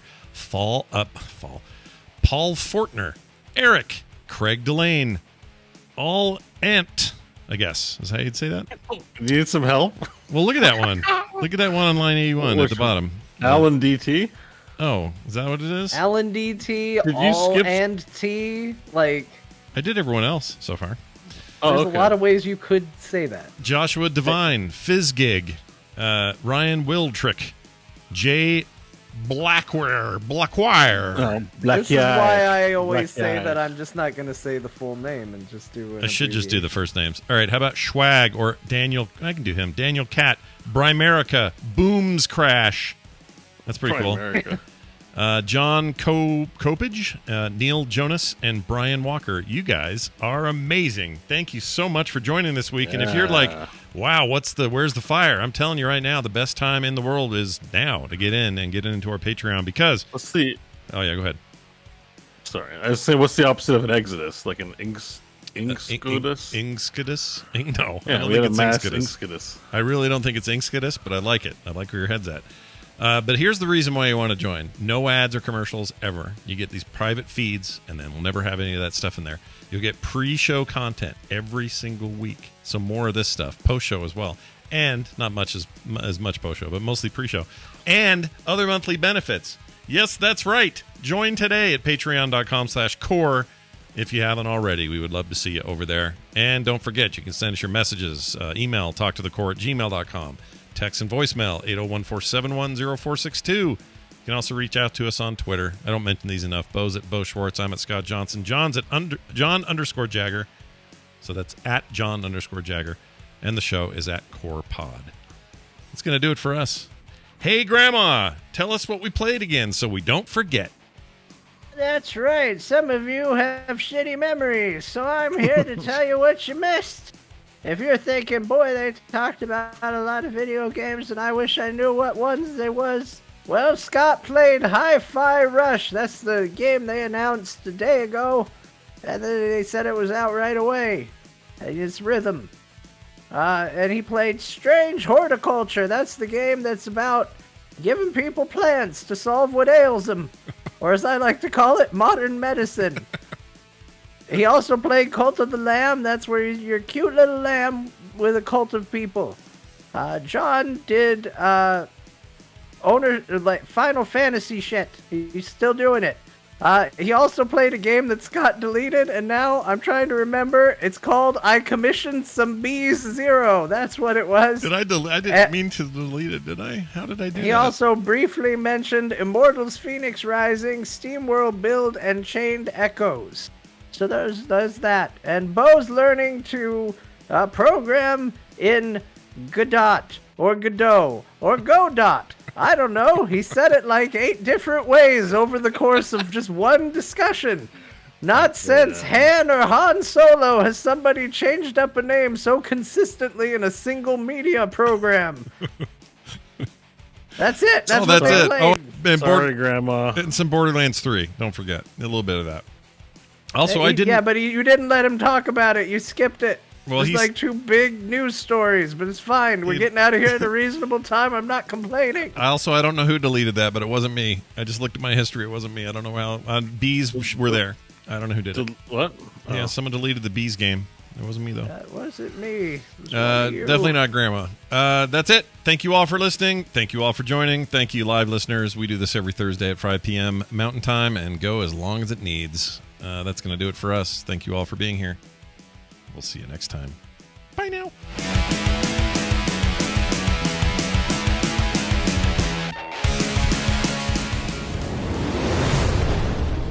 This show is part of the Frog Pants Network. Yes. Get more at frogpants.com.